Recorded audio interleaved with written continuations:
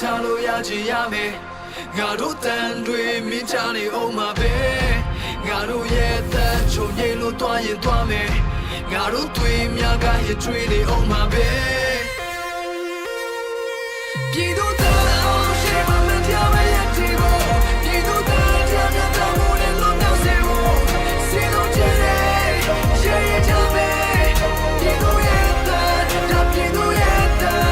Pido ta ta mo me ja mo ja ta se wo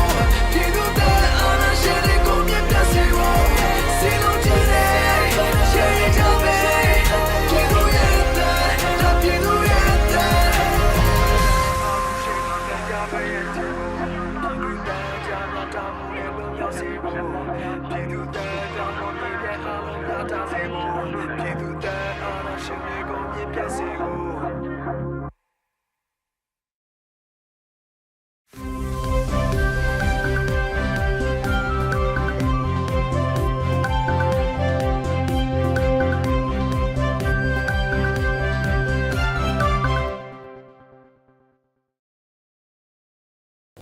မြန်မာနိုင်ငံသူနိုင်ငံသားပေါင်းဘေးရန်ရဲ့တွတ်တွက်ကကင်းဝေးပြီးကိုယ်စီနှစ်ပါးလုံခြုံအေးချမ်းကြပါစေလို့ PVTV ဖွဲ့သားတွေကဆုတောင်းမေတ္တာပို့သလိုက်ရပါတယ်။ခုချိန်ကစပြီး PVTV သတင်းတွေကိုတင်ဆက်ပေးတော့မှာပါ။ကျွန်မနေကြပါရှင်။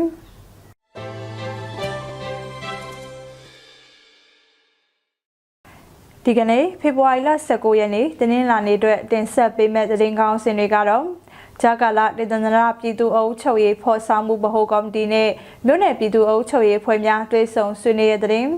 ပလဲမြို့နယ်မှာပြူစောထီရွာကထွက်ပြေးလွတ်မြောက်လာသူတွေကိုပြည်သူ့အုပ်ချုပ်ရေးဖွဲ့ကထောက်ပံ့ခဲ့တဲ့သတင်းဘီလင်းမြို့နယ်မှာအကြမ်းဖက်စစ်တပ်ကလေကြောင်းကနေတိုက်ခိုက်မှုတွေပြုလုပ်ခဲ့လို့နေအိမ်တွေထိခိုက်ပျက်စီးတဲ့သတင်းအကြမ်းဖက်စစ်တပ်ကမြေပုံမြို့အတွင်းမှာတပ်စခန်းတွေကိုပါတာမိရှို့ပြီးထွက်ပြေးတိမ်းရှောင်သွားတဲ့သတင်းရောဒေတာအခြေဆိုင်ရောကာကွယ်ရေးတပ်နဲ့ရောပြည်သူကာကွယ်ရေးတပ်တို့တွဲဆုံဆွေးနွေးတဲ့သတင်းနဲ့ဒီနေ့တွင်မြန်မာနိုင်ငံတဝန်းကလူမျိုးပေါင်းစုံဘာသာပေါင်းစုံပါဝင်တဲ့ဆီယနာရှင်တော်လှန်ရေးဆန္ဒပြလူထုတပိတ်သတင်းတွေပဲဖြစ်ပါတယ်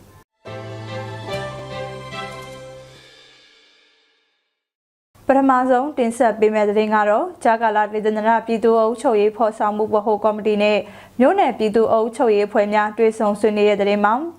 အမျိုးသားညီညွတ်ရေးဆိုရာဂျာကာလာဒေသနာပြည်သူ့အုပ်ချုပ်ရေးဖော်ဆောင်မှုဗဟိုကော်မတီနဲ့တင်းလာရီတိုင်းအေယာဝတီတိုင်းပဲခူးတိုင်းတို့မှာရှိတဲ့မြို့နယ်ပြည်သူ့အုပ်ချုပ်ရေးဖွဲ့များတွဲဆုံဆွေးနွေးပွဲအစည်းအဝေး၄မြင်းဆောင်2024ကိုဖေဖော်ဝါရီလ18ရက်နေ့မနက်10:00နာရီမှာပြုလုပ်ခဲ့ကြပါတယ်အစည်းအဝေးမှာဂျာကာလာဒေသနာပြည်သူ့အုပ်ချုပ်ရေးဖော်ဆောင်မှုဗဟိုကော်မတီဖွဲ့ဝင်လူသမားရေးဝန်ကြီးဌာနပြည်အောင်စုဝန်ကြီးနိုင်သူဝနရဲ့ဆွေးနွေးမှုနဲ့စတင်ခဲ့ပါတယ်။အဲဒီနောက်မြို့နယ်ပြည်သူ့အုပ်ချုပ်ရေးဖွဲ့ဝင်တွေကမူဝါဒလမ်းညွှန်ချက်များလုပ်ငန်းဆောင်ရွက်ချက်များမြေပြင်ခက်ခဲများနဲ့ပတ်သက်ပြီးသိရှိလိုတာများကိုဆွေးနွေးခဲ့ကြရာဝန်ကြီးဌာနအသီးသီးရဲ့တာဝန်ရှိသူများကပြန်လည်ဖြေကြားခဲ့ပါတယ်။အဆိုပါတွဲဆုံပွဲကိုပြည်အောင်စုဝန်ကြီးနိုင်သူဝနမှဦးဆောင်ကအမြဲတမ်းအတွင်းဝင်များတွဲဖက်အတွင်းဝင်များဌာနဆိုင်ရာများမှတာဝန်ရှိသူများနဲ့တင်းလာရီတိုင်းအေယာဝတီတိုင်းပဲခူးတိုင်းတို့မှာရှိတဲ့မြို့နယ်ပြည်သူ့အုပ်ချုပ်ရေးအဖွဲ့များတက်ရောက်ခဲ့ကြတယ်လို့ပြည်ထောင်စုလူမှုကြီးကြပ်ရေးဝန်ကြီးဌာနကသတင်းထုတ်ပြန်ထားပါတယ်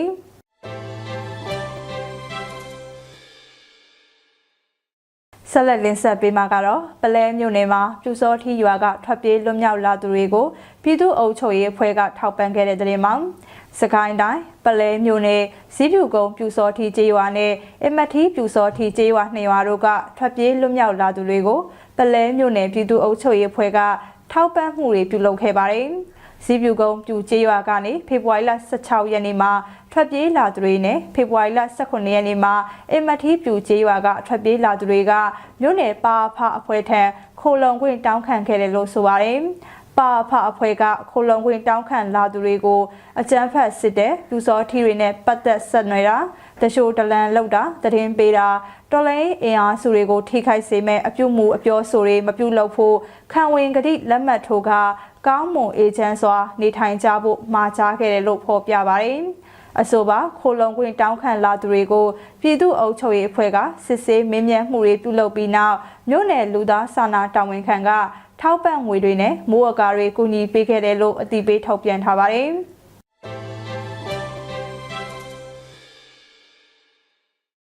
အခုတင်ဆက်ပေးမှာကတော့ဘီလင်းမြို့နယ်မှာအကြမ်းဖက်စစ်တပ်ကလေကြောင်းကနေတိုက်ခိုက်မှုပြုလုပ်ခဲ့လို့နေအိမ်တွေထိခိုက်ပျက်စီးတဲ့တဲ့မှာကရင်မျိုးသားစီယုံ KNU ခေါ်သူလေးအုပ်ချုပ်နေမြေဒုသက်ထုခရိုင်ဘီလင်းမြို့နယ်မှာအကြမ်းဖက်စစ်တပ်ကလေကြောင်းကနေတိုက်ခိုက်မှုတွေပြုလုပ်ခဲ့တဲ့အတွက်လူနေအိမ်တွေပျက်စီးခဲ့ရတယ်လို့ KNU ဗဟိုကမနေ့ကထုတ်ပြန်တည်ပေးထားပါတယ်။အကြမ်းဖက်စစ်တပ်ကဖေဖော်ဝါရီလ14ရက်နေ့ညနေ2နာရီခန့်မှာဝန်တာပန်ကြေးဝအတွင်းကိုရဟတ်ရင်အုံပြုပြီးစစ်တပ်တွေနဲ့တိုက်ခိုက်မှုတွေပြုလုပ်ခဲ့တယ်လို့ထုတ်ပြန်ချက်မှာဖော်ပြထားပါတယ်။အဲဒီတိုက်ခိုက်မှုကြောင့်ဝန်တာပန်ကြေးဝအတွင်းကတိဝတာရမလေးစောကျယ်ရဲထက်ဖာကရပါနော်ဝိုင်းဝိုင်းဒီတာဒီမောင်ချစ်အစရှိသူတွေရဲ့နေအိမ်9လုံးထိခိုက်ပျက်စီးခဲ့ရတယ်လို့ဆိုပါတယ်။အကြမ်းဖက်စစ်တပ်ရဲ့လေကြောင်းတိုက်ခိုက်မှုကြောင့်ဝန်တာပန်ကြေးရွာပြည်သူများအနေနဲ့ကြောင်းရွံ့ထိတ်လန့်စွာအသက်ရှင်နေထိုင်ရတဲ့ဆိုတာနဲ့နေအိမ်တွေကိုစွန့်ခွာပြီးတော့ထွက်ပြေးတိမ်းရှောင်နေကြရတယ်ဆိုပြီးတော့လည်းထုတ်ပြန်ချက်မှာဖော်ပြထားပါတယ်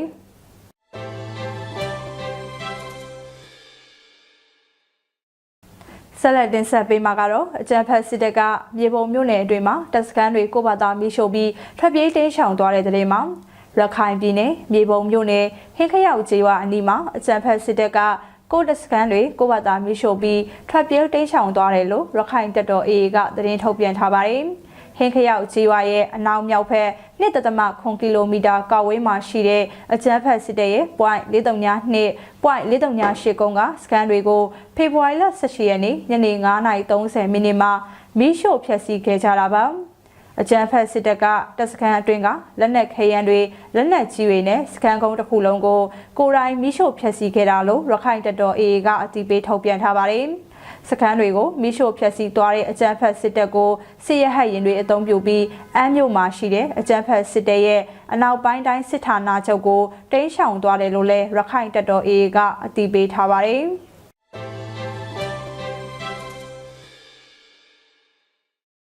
ထပ်မံတင်ဆက်ပေးချင်တာကတော့ရောဒေတာအခြေဆိုင်ဒေသကာကွယ်ရေးတပ်နဲ့ရောပြည်သူကာကွယ်ရေးတပ်တို့တွေ့ဆုံဆွေးနွေးတဲ့တဲ့မှာမကွေးတိုင်းကံကောခရိုင်ရောဒေတာအတွင်းရှိ MDS ဒေသကာကွယ်ရေးတပ်ဖွဲ့ YPDS ရောပြည်သူကာကွယ်ရေးတပ်ဖွဲ့တာဝန်ရှိသူများကနအုပ်လူတဘောတွေ့ဆုံဆွေးနွေးမှုများပြုလုပ်ခဲ့တယ်လို့ရောဒေတာပြည်သူကာကွယ်ရေးတပ်ဖွဲ့ထံမှသိရပါတယ်။ရောဒေတာအတွင်းမှာစီရေးနိုင်ငံရေးအရွေကိုအရင်ကထက်ပုံမိုတိုးတက်ချီလစ်လာစီရေးကိုဦးဒီကဖေဖော်ဝါရီလ10ရက်နေ့မှာ YDS ရောဒေတာကာကွယ်ရေးတပ်ဖွဲ့တက်ခွဲနှစ်မှာဆွေးနွေးခဲ့ကြတယ်လို့ဆိုပါတယ်။အဆိုပါတွေ့ဆုံပွဲမှာအပြန်အလှန်မိတ်ဆက်တာတပ်ဖွဲ့အလိုက်စီရေးနိုင်ငံရေးရည်မှန်းချက်များဆွေးနွေးတာလက်ရှိလှုပ်ဆောင်နေမှုများကိုရှင်းလင်းဆွေးနွေးမှုများပြုလုပ်ခဲ့တယ်လို့ပြောပါတယ်။နိုင်ငံရေးအရွှေ့ပြောင်းအရာရောဒေတာအတွင်းကတော်လန်တပ်ဖွဲ့များစုစည်းညီညွတ်ကြရန်လိုအပ်လာပြီးဖြစ်ကြောင်းကိုအထက်ပါဆွေးနွေးပွဲသို့တက်ရောက်လာတဲ့တပ်ဖွဲ့ကိုယ်စားလှယ်များကရှင်းလင်းဆွေးနွေးခဲ့ကြကနောက်ထပ်တွေ့ဆုံပွဲများကိုဆက်လက်ပြုလုပ်သွားမှာဖြစ်တယ်လို့လည်းအတည်ပြုထုတ်ပြန်ထားပါတယ်။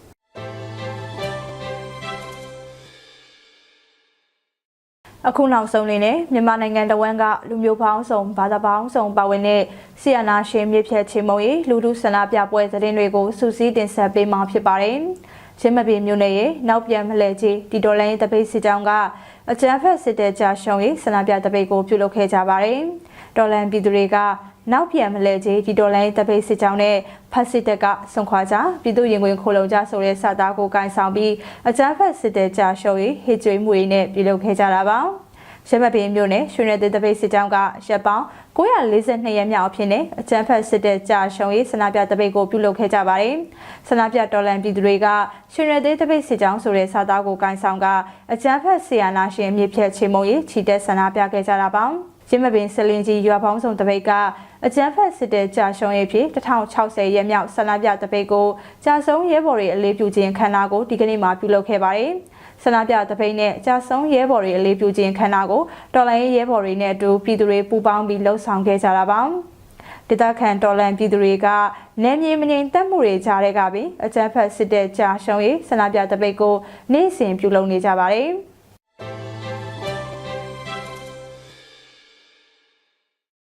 ဒါကတော့ဖေဖော်ဝါရီလ19ရက်နေ့သတင်းတွေနဲ့လူထုဆန္ဒပြပွဲသတင်းတွေကိုစူးစီးတင်ဆက်ပေးကြတာပဲဖြစ်ပါတယ်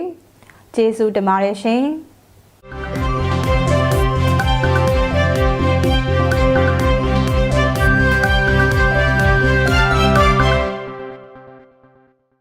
ချိန်ဟာသမိုင်းသိရှင်နေခြင်းမို့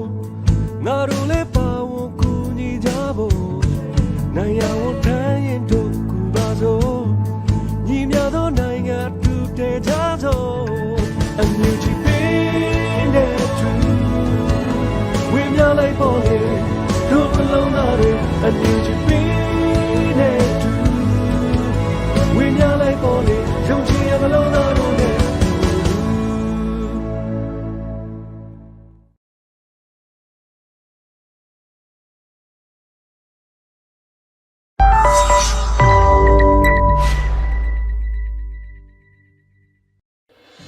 လုံခြုံလွတ်လပ်ခြင်းကိုဉာဏ်မျိုးသူတိုင်းအတွက်အကာအကွယ်ပေးမဲ့ခေတ်သစ် digital ပြည်သူ့ဘဏ်မြန်မာချက်အပြင် US စင်ကာပူဒေါ်လာဖိုင်းဘတ်တွေကိုပါအနှံပြီးနှစ်စဉ်အတူရရှိနိုင်တဲ့ဘဏ်ကမ္ဘာရွှေစည်းကွက်တွေအတိုင်းရွှေစုမဲ့မြန်မာနိုင်ငံအတွက်ပထမဆုံးသောငွေကြေးစနစ်စုံနေတဲ့ Spring Development Bank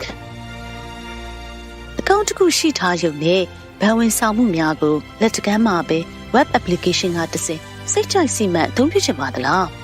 ငွေသွင်းငွေထုတ်ဖို့နိုင်ငံအနှံ့မှာခန့်အပ်ထားတဲ့ relationship manager များကိုဆက်သွယ်နိုင်တဲ့အပြင် crypto ငွေကြေး USDT နဲ့တိုက်ရိုက်ငွေဖက်နိုင်ပါပြီအခုချက်ချင်းပဲနွေဦးဘဏ်အကောင့်ဖွင့်ဖို့စီးရင်ပေးထားလိုက်ပါတော့နော်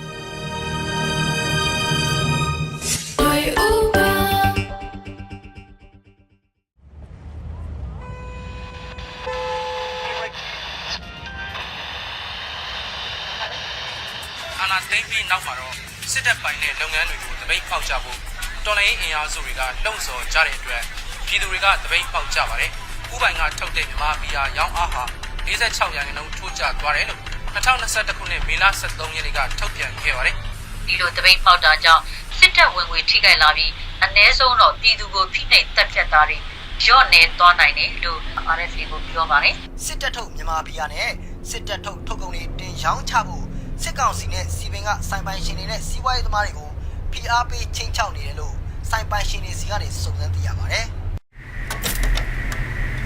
စစ်တပ်ရဲ့ထုတ်ကုန်တွေကိုတပိတ်မှောက်ပြီးမဲ့လဲကိုယ်ပိုင်ဈေးကွက်ရှိပြီးသားဖြစ်လို့ရောင်းလို့ရတဲ့နေရာမှာစိတ်ရောင်းသွားမယ်လို့တုံ့ပြန်ပြောဆိုပါတယ်။အဲဒီထုတ်ကုန်ပစ္စည်းတွေဘယ်သူတွေစားတော့ဆိုတော့ပြည်သူလူထုပဲစားတာဖြစ်ပါတယ်။ပြည်သူလူထုပဲပုံဆွဲတာဖြစ်တယ်။မပို့ဘူးပေါ့ဗျာ။မပို့ရင်မစားရုံပဲရှိတာပေါ့။ဒါပဲရှိပါ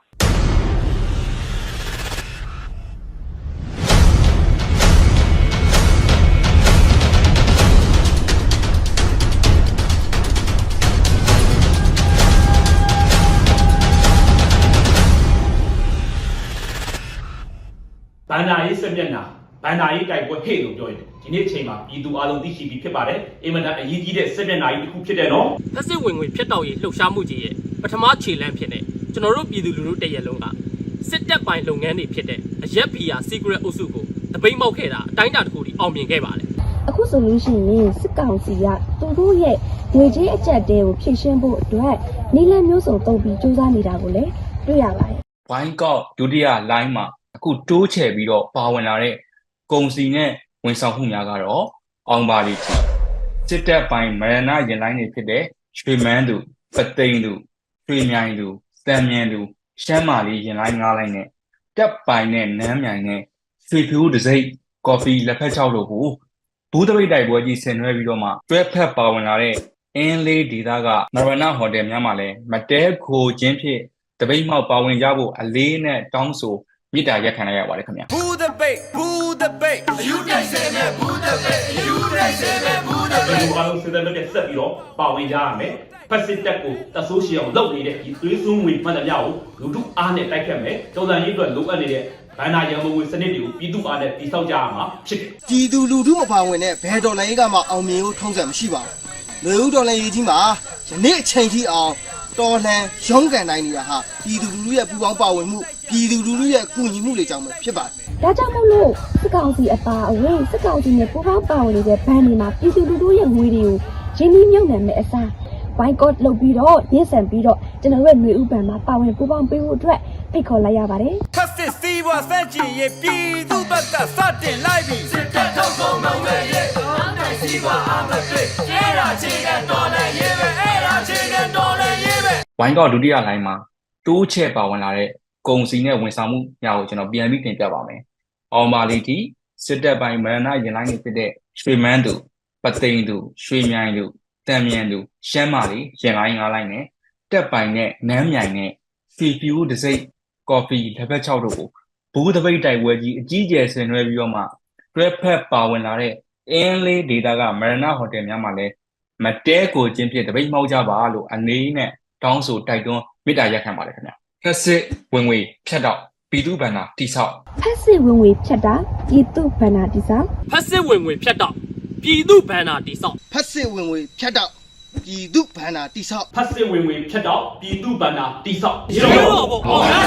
စစ်ကောင်းစီရဲ့ထုတ်ကုန်တွေကိုစစ်ကောင်းစီရဲ့အကျိုးစီးပွားကိုဝိုင်းတော်လုပ်ပြီးရက်တန့်ပြစ်ချမတုံးဆွဲတဲ့ရှောင်းကျင်ကြဟဲ့ဝိုင်းတော်လုပ်ပြီးရက်တန့်ပြစ်ချမတုံးဆွဲတဲ့ရှောင်းကျင်ကြဟဲ့ပြည်သူတွေပါမနိုင်မဲ့ပွဲမို့ပြည်သူတွေပါမနိုင်မဲ့ပွဲမို့စီးလုံးကြပါအားတင်းကြပါတော်လန်လန်လေးလွင့်ကြထူကြဘူးမိတ်လိုက်ပွဲစင်ကလွဲကြတော်လန်လန်လေးလွင့်ကြထူကြဘူးမိတ်လိုက်ပွဲစင်ကလွဲကြ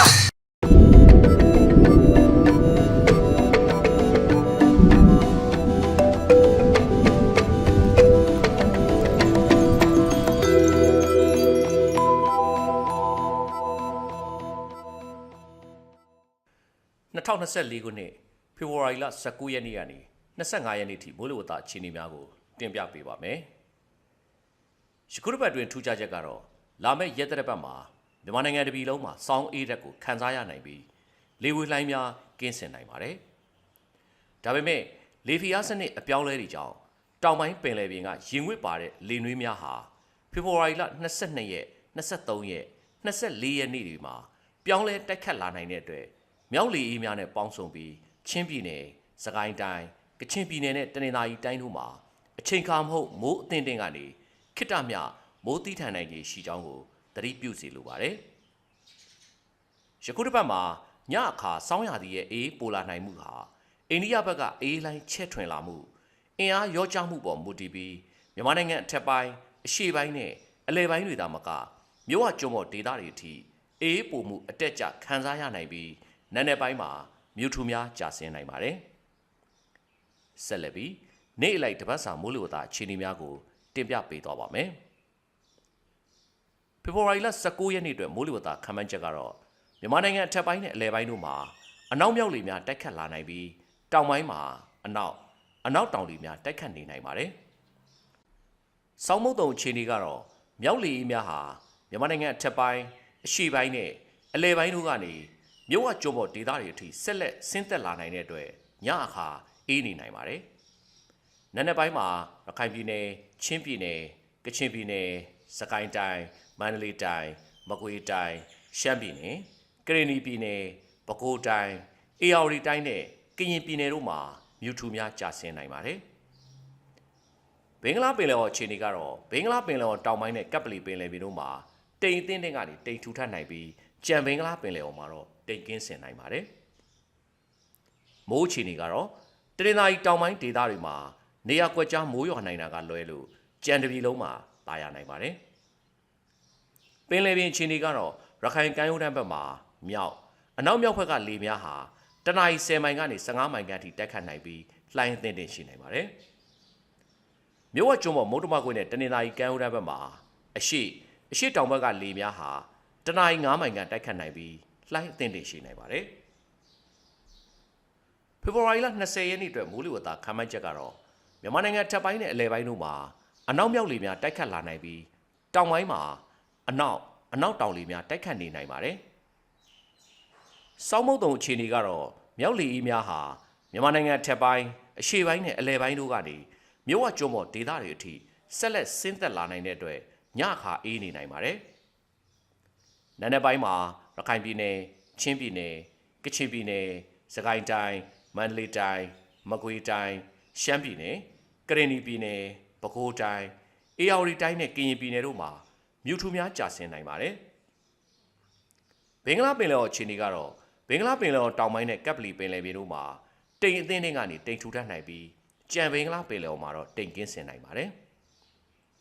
မိုးအခြေအနေကတော့တပြည်လုံးမှာပါရနိုင်ပါတယ်။ပင်လယ်ပြင်အခြေအနေကတော့ရခိုင်ကမ်းရိုးတန်းဘက်မှာမြောက်အနောက်မြောက်ဘက်ကလေများဟာတနအီ10မိုင်ကနေ15မိုင်ခန့်ထိတိုက်ခတ်နိုင်ပြီးလှိုင်းအသင့်တင်ရှိနိုင်ပါတယ်။ မြို့ဝကျွန်းပေါ်မုတ်တမခွေနဲ့တနင်္သာရီကမ်းရိုးတန်းဘက်မှာတောင်အနောက်တောင်ဘက်ကလေများဟာတနအီ9မိုင်ခန့်တိုက်ခတ်နိုင်ပြီးလှိုင်းအသင့်တင်ရှိနိုင်ပါတယ်ဆက်လက်ပြီးဖေဖော်ဝါရီလ21ရက်နေ့အတွက်မိုးလေဝသခန့်မှန်းချက်ကိုတင်ပြပေးပါမယ်မြန်မာနိုင်ငံထပ်ပိုင်းနဲ့အလဲပိုင်းတို့မှာအနောက်မြောက်လေများတိုက်ခတ်လာနိုင်ပြီးတောင်ပိုင်းမှာအနောက်တောင်လေများတိုက်ခတ်နေနိုင်ပါတယ်စောင်းမုတ်တုံအခြေအနေကတော့မြောက်လေအေးများအင်အားရောကျလာတဲ့အတွက်မြန်မာနိုင်ငံအထက်ပိုင်းအရှေ့ပိုင်းနဲ့အလဲပိုင်းတို့ကနေမြို့ဝကျွန်းပေါ်ဒေသတွေအထိညအခါအေးပြန်လဲရောကျလာနိုင်ပါတယ်နံနက်ပိုင်းမှာရခိုင်ပြည်နယ်ချင်းပြည်နယ်ကချင်ပြည်နယ်စကိုင်းတိုင်းမန္တလေးတိုင်းမကွေးတိုင်းရှမ်းပြည်နယ်ကရင်ပြည်နယ်ပဲခူးတိုင်းအေရဝတီတိုင်းနဲ့ကရင်ပြည်နယ်တို့မှာမြူထူများကျဆင်းနိုင်ပါတယ်ဘင်္ဂလားပင်လယ်အော်ခြေနေကတော့ဘင်္ဂလားပင်လယ်အော်တောင်ပိုင်းနဲ့ကပ်ပလီပင်လယ်မြေတို့မှာတိမ်အထင်းထင်းဖြစ်ထွန်းနိုင်ပြီးကြံဘင်္ဂလားပင်လယ်အော်မှာတိမ်ကင်းဆင်နိုင်ပါတယ်မိုးခြေနေကတော့မြန်မာနိုင်ငံမြောက်ပိုင်းစွန်းမှာနေရာကွက်ကြားမိုးရွာနိုင်တာကလွဲလို့ကြံတပြည်လုံးမှာတာယာနိုင်ပါတယ်ပင်လယ်ပြင်ခြေနေကတော့ရခိုင်ကမ်းရိုးတန်းဘက်မှာမြောက်အနောက်မြောက်ဘက်ကလေများဟာတနအီ10မိုင်ကနေ15မိုင်ခန့်ထိတိုက်ခတ်နိုင်ပြီးလှိုင်းအသင့်တင်ရှိနိုင်ပါတယ်မြို့ဝကျွန်းပေါ်မုတ်တမခွေနဲ့တနင်္သာရီကမ်းရိုးတန်းဘက်မှာတောင်အနောက်တောင်ဘက်ကလေများဟာတနအီ9မိုင်ကနေ10မိုင်ခန့်ထိတိုက်ခတ်နိုင်ပြီးလှိုင်းအသင့်တင်ရှိနိုင်ပါတယ်ဖေဖော်ဝါရီလ22ရက်နေ့အတွက်မိုးလေဝသခန့်မှန်းချက်ကတော့မြန်မာနိုင်ငံထပ်ပိုင်းနဲ့အလဲပိုင်းတို့မှာအနောက်မြောက်လေများတိုက်ခတ်လာနိုင်ပြီးတောင်ပိုင်းမှာအနောက်တောင်လေများတိုက်ခတ်လာနိုင်ပါတယ်စောင်းမုတ်တုံအခြေအနေကတော့မြောက်လေအေးများနေရာမှာတောင်ဘက်ကလေနွေးများပြန်လည်ဝင်ရောက်လာတဲ့အတွက်မြန်မာနိုင်ငံထက်ပိုင်းအရှေ့ပိုင်းနဲ့အလယ်ပိုင်းတို့ကနေမြို့ဝကျွန်းပေါ်ဒေသတွေအထိညအခါအေးပြန်လည်ရော့ကျလာနိုင်ပြီးတောင်ဘက်ကရေငွေများဝင်ရောက်လာနိုင်ပါတယ်နံနက်ပိုင်းမှာရခိုင်ပြည်နယ်ချင်းပြည်နယ်ကချင်ပြည်နယ်စကိုင်းတိုင်းမန္တလေးတိုင်းမကွေးတိုင်းရှမ်းပြည်နယ်ကရင်ပြည်နယ်ပဲခူးတိုင်းအေရဝတီတိုင်းနဲ့ကရင်ပြည်နယ်တို့မှာမြူထူများကျဆင်းနိုင်ပါတယ်ဘင်္ဂလားပင်လယ်အော်ခြေနေကတော့ဘင်္ဂလားပင်လယ်အော်တောင်ပိုင်းနဲ့ကပ်ပလီပင်လယ်ပြင်တို့မှာတိမ်အထင်းထင်းဖြစ်ထွန်းနိုင်ပြီးကြံဘင်္ဂလားပင်လယ်အော်မှာတိမ်ကင်းဆင်နိုင်ပါတယ်မိုးခြေနေကတော့စကိုင်းတိုင်းအထက်ပိုင်းနဲ့ကချင်ပြည်နယ်တို့မှာနေရာကွက်ကြားမိုးရွာနိုင်တာကလွဲလို့ကြံတပြည်လုံးမှာတာယာနိုင်ပါတယ်နောက်2ရက်တွင်မြန်မာနိုင်ငံမြောက်ပိုင်းမှာမိုးပိုလာနိုင်ပါတယ်ပင်လယ်ပြင်ခြေနေကတော့ရခိုင်ကမ်းရိုးတန်းဘက်မှာမြောက်အနောက်မြောက်ဘက်ကလေများဟာတနအီ10မိုင်ကနေ15မိုင်ခန့်ထိတိုက်ခတ်နိုင်ပြီးလှိုင်းအသင့်တင်ရှိနိုင်ပါတယ်မြို့ဝကျွန်းပေါ်မုတ်တမခွေနဲ့တနင်္သာရီကမ်းရိုးတန်းဘက်မှာတောင်အနောက်တောင်ဘက်ကလေများဟာတနအီ9မိုင်ကနေ10မိုင်ခန့်ထိတိုက်ခတ်နိုင်ပြီးလှိုင်းအသင့်တင်ရှိနိုင်ပါတယ်ဆက်လက်ပြီးဖေဖော်ဝါရီလ23ရက်နေ့အတွက်မိုးလေဝသခန့်မှန်းချက်ကိုတင်ပြပေးပါမယ်မြန်မာနိုင်ငံထပ်ပိုင်းနဲ့အလဲပိုင်းတို့မှာအနောက်တောင်လေများတိုက်ခတ်လာနိုင်ပြီးတောင်ပိုင်းမှာတောင်အနောက်တောင်လေများတိုက်ခတ်နေနိုင်ပါတယ်။စောင်းမုတ်တုံခြေနေကတော့တောင်ဘက်ကရေငွေ့ပါတဲ့လေနွေးများပြန်လည်ဝင်ရောက်လာတဲ့အတွက်မြန်မာနိုင်ငံအထက်ပိုင်းအရှေ့ပိုင်းနဲ့အလဲပိုင်းတို့ကနေမြို့ဝကျွန်းပေါ်ဒေသတွေအထိညအခါအေးပြန်လည်ရော့ကျလာနိုင်ပါတယ်။နံနက်ပိုင်းမှာ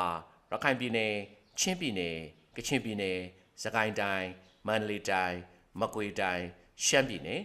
ကရင်ပြည်နယ်ပဲခူးတိုင်းအေရဝတီတိုင်းနဲ့ကရင်ပြည်နယ်တို့မှာမြူထူများကျဆင်းနိုင်ပါတယ်ဘင်္ဂလားပင်လယ်အော်ခြေနေကတော့ဘင်္ဂလားပင်လယ်အော်တောင်ပိုင်းနဲ့ကပ်ပလီပင်လယ်ပြင်တို့မှာတိမ်အထင်းထင်းဖြစ်ထွန်းနိုင်ပြီးကြံဘင်္ဂလားပင်လယ်အော်မှာတိမ်ကင်းဆင်နိုင်ပါတယ်မိုးခြေနေကတော့စကိုင်းတိုင်းထပ်ပိုင်းနဲ့ကချင်ပြည်နယ်တို့မှာနေရာကျဲကျဲမိုးရွာနိုင်ပြီးခိတ္တမြမိုးသီးထန်နိုင်ပါတယ်ကြံတပြည်လုံးမှာတော့တာယာနိုင်ပါတယ်ပင်လယ်ပြင်ခြေနေကတော့ရခိုင်ကမ်းရိုးတန်းဘက်မှာအနောက်မြောက်ဘက်ကလေများဟာတနအီ10မိုင်ကနေ15မိုင်ခန့်ထိတိုက်ခတ်နိုင်ပြီးလှိုင်းအသင့်တင်ရှိနိုင်ပါတယ်မြို့ဝကျွန်းပေါ်မုတ်တမခွင်းနဲ့တနင်္သာရီကမ်းရိုးတန်းဘက်မှာတောင်အနောက်တောင်ဘက်ကလေများဟာတနအီ9မိုင်ကနေ10မိုင်ခန့်ထိတိုက်ခတ်နိုင်ပြီးလှိုင်းအသင့်တင်ရှိနိုင်ပါတယ်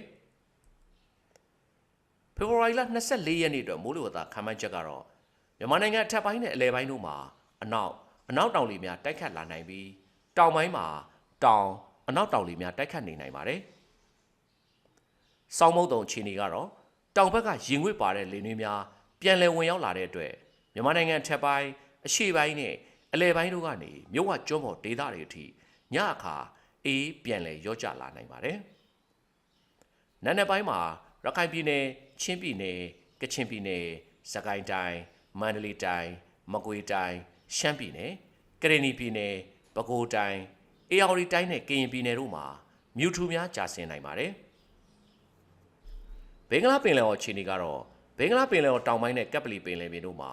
တိမ်အထင်းဖြစ်ထွန်းနိုင်ပြီးကြံဘင်္ဂလားပင်လယ်အော်မှာတော့တိမ်ကင်းဆင်နိုင်ပါတယ်။မိုးအခြေအနေကတော့စကိုင်းတိုင်းထက်ပိုင်းနဲ့ကချင်ပြည်နယ်တို့မှာနေရာကျဲကျဲမိုးရွာနိုင်ပြီးခိတ္တမြမိုးသီးထန်နိုင်ပါတယ်။ကြံတပြည်လုံးမှာတော့တာယာနိုင်ပါတယ်။ပင်လယ်ပြင်အခြေအနေကတော့ရခိုင်ကမ်းရိုးတန်းဘက်မှာအနောက်မြောက်ဘက်ကလေများဟာတနအီ10မိုင်ကနေ15မိုင်ခန့်ထိတိုက်ခတ်နိုင်ပြီးလှိုင်းသင့်တဲ့ရှိနိုင်ပါတယ်။မြို့ဝကျွန်းပေါ်မုတ်တမခွေနဲ့တနင်္လာရီကမ်းရိုးတန်းဘက်မှာအနောက်တောင်ဘက်ကလေများဟာတနအီ9မိုင်ကနေ10မိုင်ခန့်ထိတိုက်ခတ်နိုင်ပြီးလှိုင်းသင့်တဲ့ရှိနိုင်ပါတယ်။ယခုနောက်ဆုံးဖေဖော်ဝါရီလ25ရက်နေ့အတွက်မိုးလေဝသခန့်မှန်းချက်ကိုတင်ပြပေးပါမယ်။မြန်မာနိုင်ငံထက်ပိုင်းနဲ့အလယ်ပိုင်းတို့မှာအနောက်ဘက်ကလေများတိုက်ခတ်လာနိုင်ပြီးတောင်ပိုင်းမှာတော့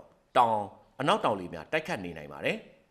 ။စောင်းမုတ်တုံအခြေအနေကတော့တောင်ဘက်ကလေနွေးများဝင်ရောက်မှုရပ်တန့်သွားစေဖို့အနောက်မြောက်ဘက်ကလေအေးများကပြန်လည်တိုးဝင်လာတဲ့အတွက်မြန်မာနိုင်ငံထက်ပိုင်းအရှေ့ပိုင်းနဲ့အလယ်ပိုင်းဒေသတွေအထိညအခါအနှဲငယ်ပြန်လည်အေးလာနိုင်ပါတယ်။နံနက်ပိုင်းမှာရခိုင်ပြည်နယ်၊ချင်းပြည်နယ်၊ကချင်ပြည်နယ်၊စကိုင်းတိုင်း၊မန္တလေးတိုင်း၊မကွေးတိုင်း၊ရှမ်းပြည်နယ်၊ကရင်ပြည်နယ်၊ပဲခူးတိုင်း၊အေရဝတီတိုင်းနဲ့ကရင်ပြည်နယ်တို့မှာမြူထူများကြာဆင်းနိုင်ပါတယ်။ဘင်္ဂလားပင်လယ်အော်အခြေအနေကတော့ဘင်္ဂလားပင်လယ်အော်တောင်ပိုင်းနဲ့ကပ်ပလီပင်လယ်ပြင်တို့မှာတိမ်အထင်းဖြစ်ထွန်းနိုင်ပြီးကြံဘင်္ဂလားပင်လယ်အော်မှာတော့တိမ်ကင်းဆင်နိုင်ပါတယ်။မိုးအခြေအနေကတော့စကိုင်းတိုင်းထပ်ပိုင်းနဲ့ကချင်ပြည်နယ်၊ချင်းပြည်နယ်၊တနင်္သာရီတိုင်းတို့မှာနေရာကျဲကျဲမိုးရွာနိုင်ပြီးကြံတပြည်လုံးမှာတာယာနိုင်ပါတယ်။ပင်လယ်ပြင်အခြေအနေကတော့ရခိုင်ကမ်းရိုးတန်းဘက်မှာအနောက်မြောက်ဘက်ကလေများဟာတနအီ10မိုင်ကနေ15မိုင်ခန့်ထိတိုက်ခတ်နိုင်ပြီးလှိုင်းသင့်ရှိနိုင်ပါတယ်။မြို့ဝကျွန်းပေါ်မုတ်တမခွေနဲ့တနင်္သာရီကမ်းရိုးတန်းဘက်မှာအနောက်တောင်ဘက်ကလေများဟာတနအီ9မိုင်ကနေ10မိုင်ခန့်ထိတိုက်ခတ်နိုင်ပြီးလှိုင်းသင့်ရှိနိုင်ပါတယ်ခင်ဗျာ။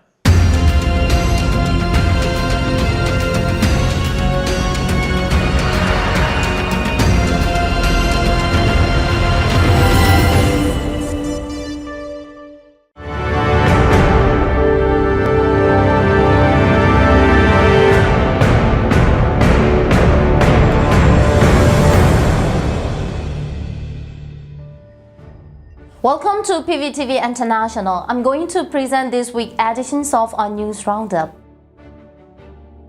Cabinet News: National Unity Government achieved milestone agreement with ethnic leaders on 3rd anniversary of Spring Revolution. At the cabinet meeting held on February 6, acting President Tuwali Sheelar of the National Unity Government announced significant progress in fostering unity among ethnic groups. He highlighted the successful joint position statement reached by leaders of the Kachin, Karen, Chin and Karani communities on the 3rd anniversary of the Spring Revolution. Referred to as K3C, this collective stance, formed in collaborations with KIO, KNU, KNPP and CNF, serve as a practical roadmap to expedite crucial reforms. The acting president stated, "We must continue to strive for the unity of the ethnic alliance organizations, and the role of the Northern Alliance 3 is very important in this." The statement, comprising a vision, 6 objectives, 9 positions and 6 process steps, was issued in January 31st. Notably, by the 3rd year of the Spring Revolution, leaders from diverse ethnic backgrounds, including those from the Northern Kachin area, Southern Karen area, Northwest Chin area, Southeastern Karani area, actively contribute to forging this collective agreement. Acting President denounced mandatory military service decree by terrorist military council. Acting President Tuwali Sheelar strongly criticized the impositions of compulsory military service amid the ongoing conflict with the people, describing it as a deplorable act that further undermines the prospect of Myanmar's youth and future. The acting president emphasized the imperative to put an end to this practice immediately. The acting president expressed this sentiment on his Twitter social network in response to a notification issued by terrorist leader Myanmar. The notification announced the enforcement of the People's Military Service Law enacted by the State Peace and Development Council (SPDC) in 2010, effective February 10, 2024. NUG calls for unity to combat Myanmar military operations on 77th Shan National Day. On February 7, the National Unity Government issued a message commemorating the 77th anniversary of Shan National Day. The message calls for unity among all ethnic groups, including leaders of the ethnic revolutions in Shan State, political parties, and citizens nationwide. Together, they are urged to collaborate in the effort to eradicate the oppressive Myanmar military and to collectively strive for the full realizations of democracy, human rights, equality, and the establishment of a federal union. NUG Prime Minister honors civil servants' courage on 30th CDM anniversary. On February 8, on the occasions of the 30th anniversary of the Civil Servants Non-Violent Civil Disobedience Movement, National Unity Government Prime Minister Mawin Kaidan delivered remarks commending the courage and unwavering convictions of the CDM civil servants. He emphasized that the global community has been impressed and has lauded their dedications, considering the CDM movement as a remarkable chapter in the annals of revolutionary history, asserting that CDM civil servants constitute a cornerstone of the People's Spring Revolution. The Prime Minister underscored the importance of their readiness to resume duties with the federal and unit governments, positioning them as key drivers of the nation's reconstruction efforts. He highlighted the support provided to CDM civil servants by the committee representing Pidao Sulhador since the inception of the revolution, including the establishments of the CDM Success Committee and compilations of a comprehensive list of CDM civil servants by department. The Prime Minister assured that measures have been taken to address various emergency needs, including security concerns. NUG urges political parties to reject role as informant for terrorist military council. On February 10, the National Unity Consultative Council and the National Unity Government issued a statement urging political party to cease acting as informant for the terrorist Myanmar Military Council. The statement emphasized that political parties and their members registered under military imposed law should refrain from complying with orders to send information, as doing so would contribute to repression mechanisms of the Myanmar military. The statement highlighted that the Myanmar military council's demand for information compromises the political duties of these parties and seeks to exploit them as informants, thereby undermining democracy. Consequently, political parties are urged to withdraw their registrations from the fraudulent election commission established by the terrorist Myanmar military council and disassociate themselves from the party, adopting a stance of opposition to such coercive tactics. Central Committee for Interim Implementations of Local Administration, NUG Prime Minister calls for strengthening defense forces during the meeting of Central Committee for Interim Implementations of Local Administrations on February 9. Prime Minister Mawin Kaidan emphasized the importance of bolstering defense forces to secure more territories control. He underscored the need for a unified understanding of revolutionary principle to discern the priorities in current situations clearly. The Prime Minister emphasized the responsibility of protection groups to safeguard all individuals and entities, urging Minister to collaborate closely with local officials in townships.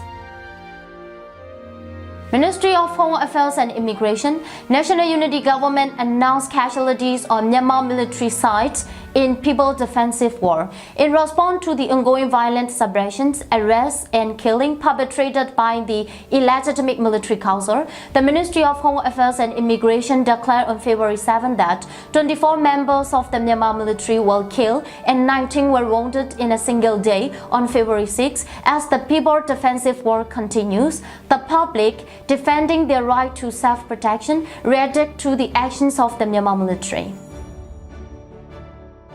Ministry of Defense, National Unity Government forces capture Milestone camp in Karen State. In a significant development, the Leto fleet successfully seized control of Milestone camp in Karen State.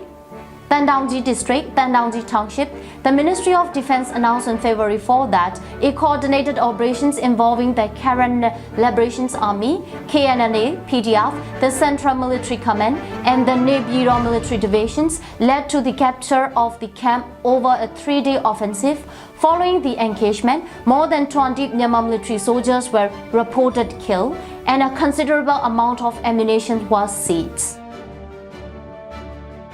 Ministry of Human Rights, Myanmar military attacked school in Karen State, National Unity Government vowed justice. On February 5 at approximately 10:15 a.m., school in Karen State, Dimosu Township, including Dosi village in the western part of Dimosu town, in Launang Park village, came under attack by warplanes belonging to the Myanmar military.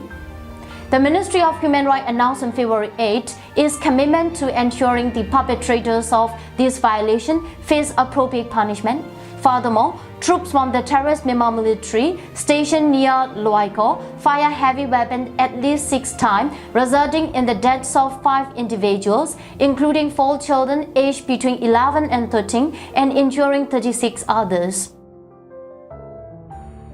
Ministry of Labour, NUG dissolved Myanmar Overseas Employment Agency Federation. The National Unity Government announced the permanent dissolutions of the Myanmar Overseas Employment Agency Federations, formerly the Myanmar Overseas Employment Agency Federation (MOEAF), on February 5. The Ministry of Labour declared the Federation an illegal association for its collaborations with the terrorist military council. The ministry cited numerous illegal activities, including charging excessive services fee to workers, failing to ensure the placement at workplaces, and neglecting to address labor rights violations. Furthermore, the Federation was accused of facilitating human rights abuses, genocide, and war crimes by providing funds to the military council and imposing illegal income taxes, double tax on Burmese migrant workers. Additionally, it mandated that 25% of workers' wages be remitted to their family, as dedicated by the Terrorist Council's directives. Ministry of Education.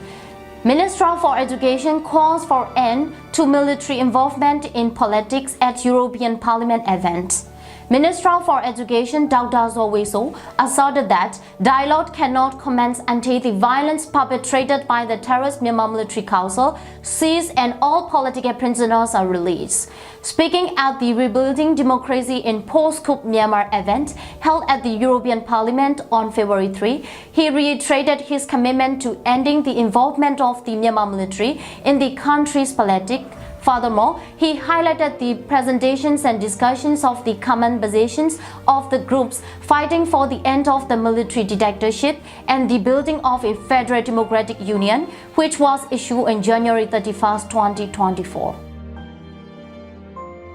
Ministry of Foreign Affairs, Myanmar Ambassador to UN highlights humanitarian crisis and political imperative at General Assembly. Ambassador Ujo Moton, permanent representative of Myanmar to the United Nations, emphasized that the Myanmar issue is fundamentally political, underscoring that addressing humanitarian and development needs alone may not suffice without addressing the underlying issue. He cautioned against politicizing humanitarian assistance and urged measures aimed solely at saving lives and ending the military dictatorships. He made this remark at the 54 plenary sessions of 78 United Nations General Assembly on February 7. The ambassador highlighted the terrorist Myanmar military brutalities, including the killing of over 4,400 innocent people, the arrest and detentions of more than 25,000 individuals, and the displacement of approximately 2.6 million people due to attacks.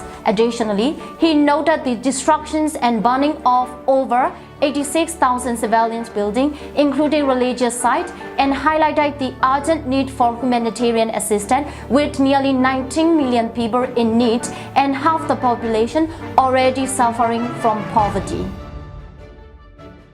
Ministry of Natural Resources and Environmental Conservation. Ministry of Natural Resources blacklist entrepreneurs linked to dissolve Myanmar Gems and Jolly Entrepreneurs Association. On February 9, the Ministry of Natural Resources and Environmental Conservation unveiled a blacklist targeting entrepreneurs collaborating with the Myanmar Gems and Jolly Entrepreneurs Association, which were disbanded for its tie to Terrorist Military Council. The ministry further declared that businessmen and employees persisting in association's activity, asset utilizations, and farm usage would face legal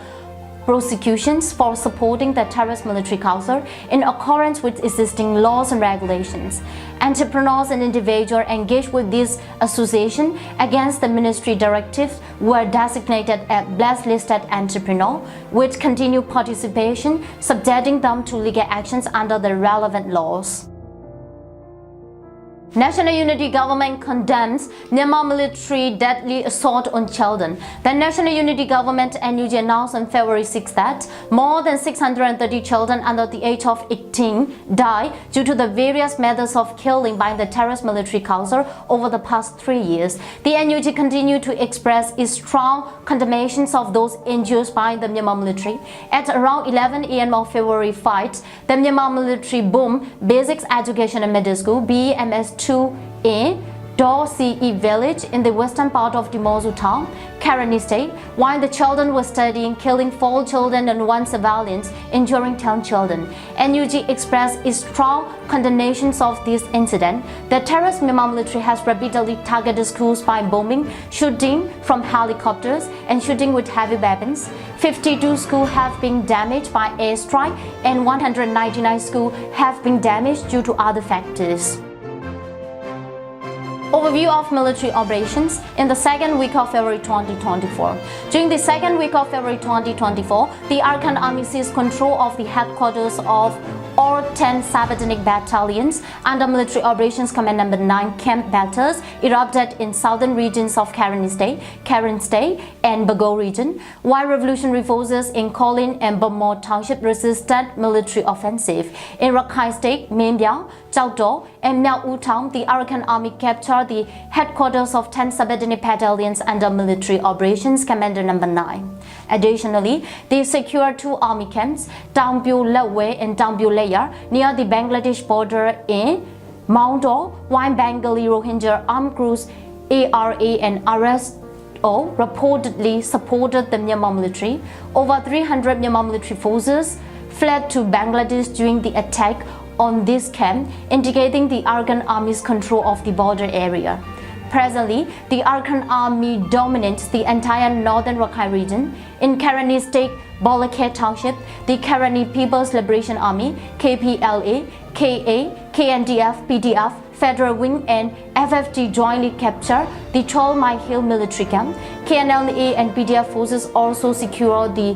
Mylon base camp in Karen State.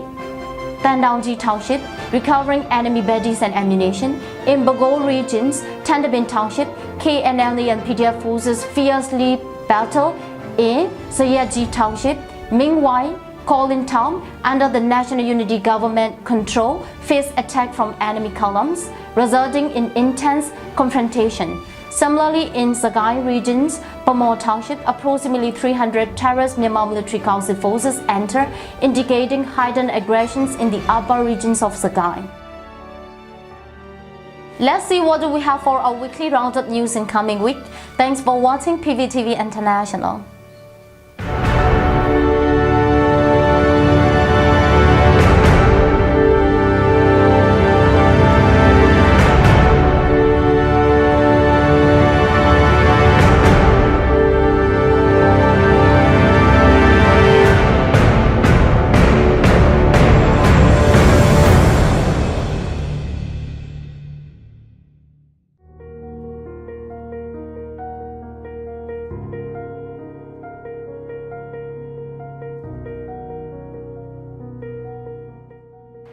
Tolan Kala Adren, Pidu Udiao Siga Salo, the Mitazu, the Yakwat, the Munity, Longjongzwa, Nitai Namo Dwa, Jordan Pinsinjaya Melu Achatigo, the Dupia Vijimare. Tolan Kala Adren, the Rin Chalatigo, Senzamapia, Kayusa Sanji, Naswen Niabame, ကိုစောင့်ကြည့်နားဆွင့်နေတဲ့မီဒီယာတွေကယုံကြည်စိတ်ချရဖို့တော့လိုပါမယ်ဥပမာပြည်သူအစိုးရ NUG ကထုတ်လွှင့်နေတဲ့မီဒီယာ channel တွေယုံကြည်စိတ်ချရတဲ့သတင်းမီဒီယာတွေတိုင်းရင်းသားဒေသအခြေစိုက်သတင်းမီဒီယာတွေမိမိနေထိုင်ရာဒေသအတွင်းတိုက်ပွဲတွေစတင်လာပြီဆိုရင်လုံခြုံစွာပြောင်းရွှေ့ဖို့အခုကတည်းကကြိုတင်ပြင်ဆင်ထားဖို့လိုအပ်ပါမယ်ဒေသတွင်းဘေးလွတ်ရာပြောင်းရွှေ့ခိုးလုံဖို့လိုအပ်တဲ့တက်ကြီးရွယ်အိုတွေမတန်ဆွမ်းတွေကိုဝင်ဆောင်မိခင်တွေကလေးငယ်တွေရဲ့စည်ရင်းကိုကြိုတင်ပြုစုထားရပါမယ်။ရွှေပြောင်းတဲ့နေရာဒေသတစ်ခုနီးစပ်တဲ့လုံခြုံရာနေရာဒါမှမဟုတ်ပြည်သူအစိုးရ NUG ထိန်းချုပ်နယ်မြေတွေတိုင်းရင်းသားလွတ်မြောက်နယ်မြေတွေမှာရှိတဲ့စစ်ရှောင်စခန်းတွေစသဖြင့်ကြိုတင်သတ်မှတ်ပြင်ဆင်ထားရပါမယ်။ရွှေပြောင်းဖို့အတွက်သယ်ယူပို့ဆောင်မှုလမ်းကြောင်းတွေကိုလည်းအနည်းဆုံး2ခုကြိုတင်သတ်မှတ်ပြင်ဆင်ထားရပါမယ်။လုံခြုံရေးအရလမ်းကြောင်းတွေကိုရှုပ်ဝက်ထားပြီးမိုင်းအန္တရာယ်ကင်းရှင်းမှုကိုအထူးသတိပြုဆောင်ရွက်ရပါမယ်။တဦးတယောက်ချင်းကစလို့အစုအဖွဲ့တွေအထိဆက်သွယ်နိုင်တဲ့ဖုန်းနံပါတ်နဲ့အဓိကတာဝန်ခံတွေစေဝါကုသပေးနိုင်တဲ့ကျန်းမာရေးတာဝန်ခံတွေရဲ့ဖုန်းနံပါတ်တွေကိုစာရင်းပြုစုထားရပါမယ်။မိသားစုတွေပြန်လည်ဆုံတွေ့ဖို့စုရက်တစ်ခုကိုလည်းသတ်မှတ်ပြုလုပ်ထားရပါမယ်။မိမိအိမ်ကထွက်ခွာချိန်မှာကိုယ်နဲ့မပါယူဆောင်သွားဖို့အရေးပေါ်အိတ်ကိုပြင်ဆင်ထားရပါမယ်။အဲ့ဒီအိတ်ထဲမှာဘာတွေပါသင့်တယ်လဲဆိုတော့အရေးကြီးစာရွက်စာတမ်းငွေသားဘဏ်ကတ်စေဝါ power bank radio ရေနဲ့ကြာရှည်ခံအာဟာရပြည့်ဝတဲ့ရိတ်ခါကြောက်တွေပါရပါမယ်။မိသားစုတိုင်းအတွက်ရှေးဦးသူနာပြုဆေးနဲ့ဆေးပစ္စည်းတစ်တာနိုင်မီးချစ်ဖျောင်းနိုင်ခြင်ဆေးဓာတ်စားလုံးနဲ့အမျိုးသမီးတန်ရှင်းရေးသုံးပစ္စည်းတွေကိုလည်းအစင်သင့်စုဆောင်းထားရှိရပါမယ်။တော်လှန်ရေးအင်အားစုတွေရဲ့ထိန်းချုပ်ဒေသတွေထိစက်နယ်မြေတွေပြောင်းရွှေ့ရန်ခက်ခဲတဲ့နေရာဒေသတွေမှာနေထိုင်သူပြည်သူတွေအနေနဲ့လေကြောင်းနဲ့လက်နက်ကြီးအန္တရာယ်တွေကနေကာကွယ်နိုင်မှုပုံခိုစရာနေရာတွေဘုံခိုခြင်းတွေနဲ့ကရုတ်ခြင်းတွေကြိုတင်ပြင်ဆင်ထားရမှာပဲဖြစ်ပါတယ်။တိုက်ပွဲတွေစတင်လာပြီးဆိုရင်လက်နက်တိုက်တွေရဲစခန်းတွေစစ်တပ်စစ်ဆေးရေးဂိတ်တွေလက်နက်ကင်ဖွဲ့စည်းတွေရဲ့စစ်စခန်းတွေနဲ့ဝေးတဲ့နေရာကိုတင်းရှောင်ဖို့လိုအပ်ပါမယ်။အကယ်လို့ပြစ်ခတ်မှုဖြစ်ပွားတယ်ဆိုရင်ဖြစ်ပွားရာရက်နဲ့ဆန့်ကျင်ဘက်နေရာကိုတင်းရှောင်ရပါမယ်။ကြီးစံလာရာရက်နဲ့လွတ်ရာနေရာမှာနေကြရမယ်။ပြိုပြက်ထိခိုက်နေတဲ့အဆောက်အဦတွေကိုရှောင်ရှားပြီးခိုင်ခန့်လုံခြုံတဲ့အဆောက်အဦဒါမှမဟုတ်လုံခြုံတဲ့ကရုတ်ကျင်းတွေပုံခိုရပါမယ်။အကယ်လို့ကိုကပြင်ပမှာရောက်ရှိနေတယ်ဆိုရင်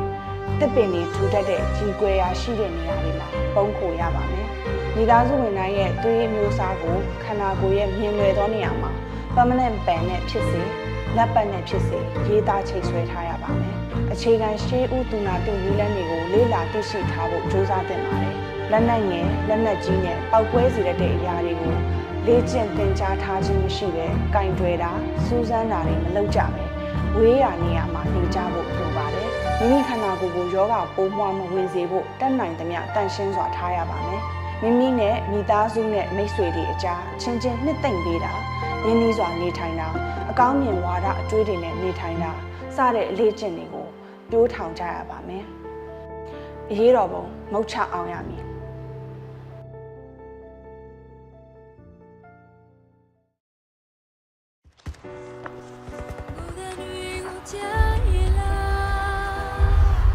ဒီຫນွေဥတော်လိုင်းရေးမှာအကြမ်းဖက်စစ်အာဏာရှင်တွေရဲ့ရက်စက်ကြမ်းကြုတ်မှုကြောင့်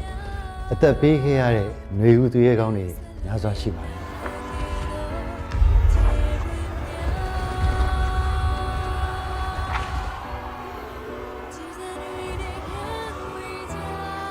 ຫນွေဥတော်လိုင်းရေးမှာကိုယ့်ရဲ့ရင်သွေးတူဒါမှမဟုတ်မိဘတူဒါမှမဟုတ်ကိုယ့်ရဲ့အိမ်တော်ဘက်တူဒါမှမဟုတ်လဲဆွေမျိုးသားချင်းအစရှိသဖြင့်ဆုံးရှုံးလိုက်ရတဲ့ဒီမိသားစုတွေရဲ့ဆုံးရှုံးမှုဟာဘာနဲ့မှအစားထိုးလို့မရတဲ့ဖြည့်သိမ့်လို့မရတဲ့ဆုံးရှုံးမှုတစ်ခုပါသူတို့အားလုံးကလည်းဒီဆုံးရှုံးမှုတွေအတွက်စိတ်ထိခိုက်နာခြင်းခံစားကြရတယ်နာကျင်ခံစားနေမှမပြီးပဲအသက်ပေးခဲ့ကြတဲ့ຫນွေဥသူရဲကောင်းတွေရဲ့မိသားစုတွေအတွက်ဘဝနောင်ကြီးအဆင်ပြေဖို့ဆောင်းရှောက်မှုတွေတစုံတရာလိုအပ်ပါတယ်။အဲဒီအတွက်ရင်းနှီးပေးဆက်ခဲ့ကြတဲ့သူရဲကောင်းတွေရဲ့ကိုယ်စားအသက်ရှင်ကြံ့ရခဲ့တဲ့ကျွန်တော်တို့တွေကတာဝန်ကိုယ်စီရှိပါတယ်။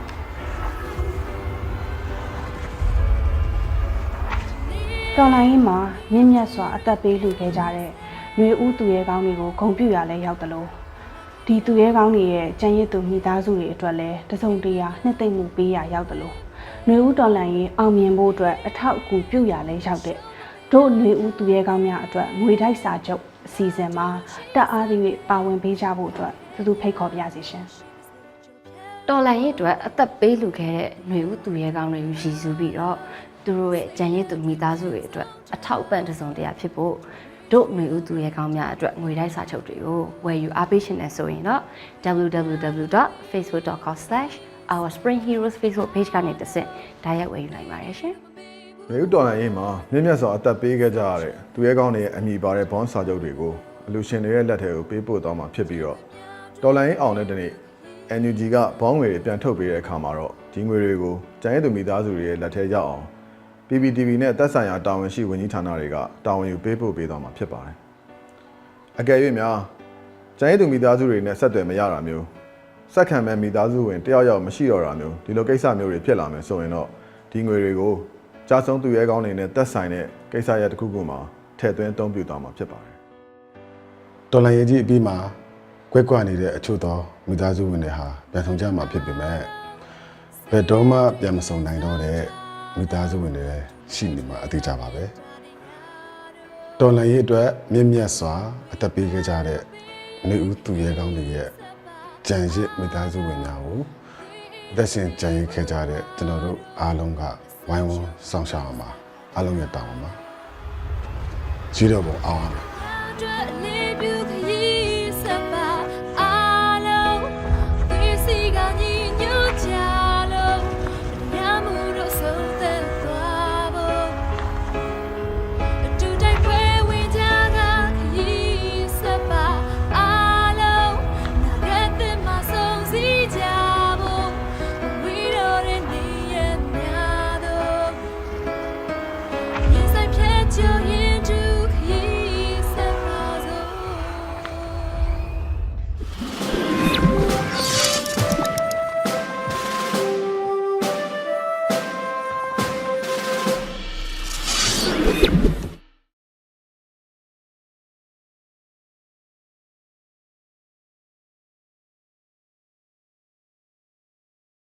အားလုံးပဲမင်္ဂလာပါညီမကတော့ရဲဘော်မူဝါနာဖြစ်ပါတယ်ညီမခုကော်ဘရာစစ်ကြောင်းမှာစနိုက်ပါအနေနဲ့တာဝန်ထမ်းဆောင်နေပါတယ်ဒီစနိုက်ပါမဖြစ်ခင်ကညီမချင်းမုံရေးအနေနဲ့ရောပြီးတော့ drone တပ်ဖွဲ့မှာလည်းညီမတာဝန်ထမ်းဆောင်ခဲ့ပါတယ်ရှေ့လျှောက်မှာလည်းဒီအာဏာရှင်စနစ်ပြတ်သုံးမှုရရနေရတာဝန်ကနေဆက်လက်ထမ်းဆောင်သွားမှာလည်းဖြစ်ပါတယ်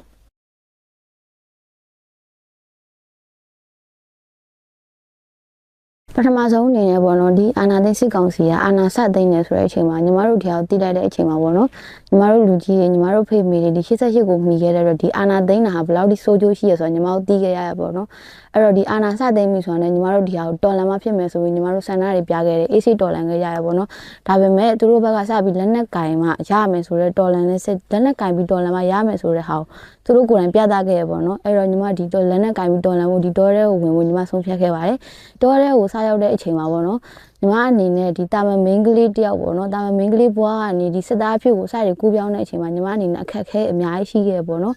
အဲ့ဒါကတော့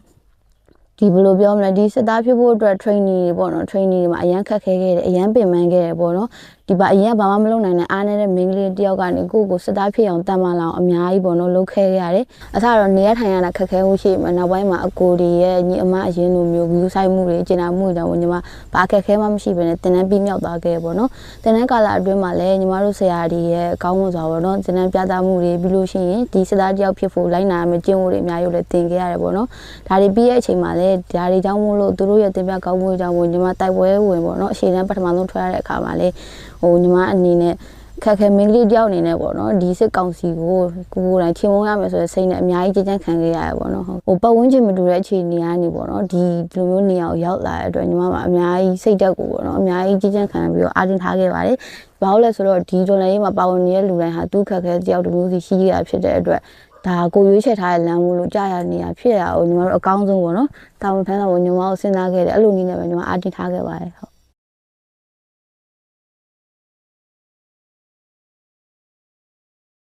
ပထမဆုံးတိုက်ပွဲအတွေ့အကြုံဆိုရင်တော့လေးကိုတိုက်ပွဲမှာပေါ့နော်လေးကိုတိုက်ပွဲမှာညီမတို့မင်းကလေးတယောက်အနေနဲ့ကင်းစားထွက်ရတယ်ပေါ့နော်ကင်းစားထွက်တဲ့အချိန်မှာအဲ့အချိန်မှာအခက်ခဲရပါဖြစ်လဲဆိုလို့ရှိရင်ရေမရှိတာအစားအသောက်ပေါ့နော်အစားအသောက်မရှိတာမျိုးအဲ့လိုအခက်ခဲအများကြီးရှိခဲ့တယ်ရှင်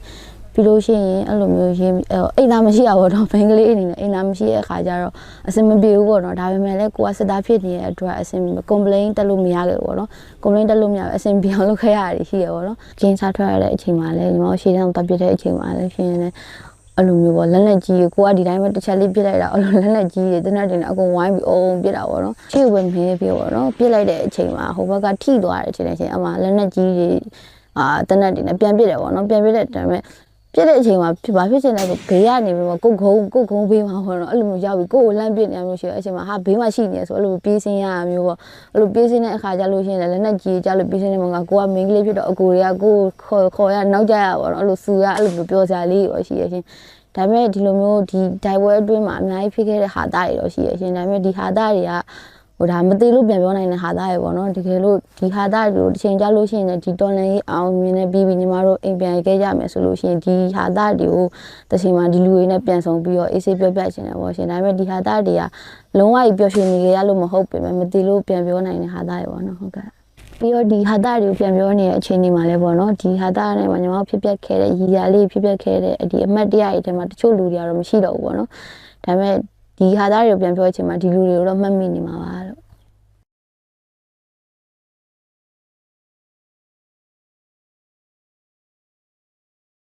ဒီညီမတို့ပြည်သူ့ကာကွယ်ရေးတပ်မတော်ဆိုလို့ရှိရင်လူမျိုးပေါင်းစုံဘာသာပေါင်းစုံနေရာပေါင်းစုံပတ်ဝန်းကျင်ပေါင်းစုံအလူမျိုးတွေနဲ့ဖွဲ့စည်းထားတာဖြစ်တဲ့အတွက်တချို့အခက်အခဲတွေအဆင်မပြေအဲ့တော့ရှိရပါတော့ဒါပေမဲ့ဒါအားလုံးကဒီဥလိချက်တစ်ခုရွယ်ချက်တစ်ခုနဲ့လာဖြစ်တော့ညီမအဆင်ပြေအောင်နေခဲ့တယ်ပြီးတော့ညီမလူငယ်တယောက်ဖြစ်တဲ့အတွက်တစ်ခါလေးကြားလို့ရှိရင်ကိုယ့်ရဲ့အနာဂတ်ပေါ့နော်ကိုယ့်ရဲ့ရှင်နေခြင်းနဲ့ဝါပုံစံကိုပြန်တွေးမိတဲ့အခါမှာဖြစ်ရှင်တဲ့အခါကြားလို့ရှိရင်လည်းဝမ်းနေမိရပေါ့နော်ကိုယ့်ရဲ့အနာဂတ်ကဘာမှမသိဘူးဖြစ်နေတဲ့အခြေအနေမျိုးပေါ့ဒါပေမဲ့လည်းအခုချိန်ဒီမှာအကုန်လုံးကကိုယ့်ရဲ့အနာဂတ်တွေကိုယ့်ရဲ့အသက်တွေကိုမိသားစုကိုဆွလို့ပြီးတော်လန်နေတဲ့ဒီတော်လန်ရေးဖြစ်တဲ့အတွက်ညီမအနေနဲ့အများကြီးပေါ့နော်အာတင်ထားရတယ်ပြီးလို့ရှိရင်ပြည်သူလူထုတည့်ရလုံးကလည်းညီမတို့နဲ့တူတူပါဝင်နေဖြစ်တဲ့အတွက်ညီမအနေနဲ့အများကြီးခက်ခဲမှန်အများအဲ့စိတ်နဲ့ပဲအာတင်ထားရတယ်ဟုတ်ကဲ့ပြည်သူတွေကနေလှူတဲ့ပစ္စည်းတွေရရပေါ့နော်အဲ့ချိန်မှာအဝတ်စားတွေဥမာမုံနေအဲ့လိုလေးပါဆိုတော့သူတို့ကအဝတ်စားဆိုလို့ရှိရင်လည်းအဝတ်စားလေးတွေမှာလူစာလေးတွေညက်ပါလာတယ်ပေါ့နော်မုံဆိုလို့ရှိရင်လည်းမုံလုံးတွေမှာစာလေးညက်ပါတယ်အားလုံးက view site ကြောက်ပါပေါ့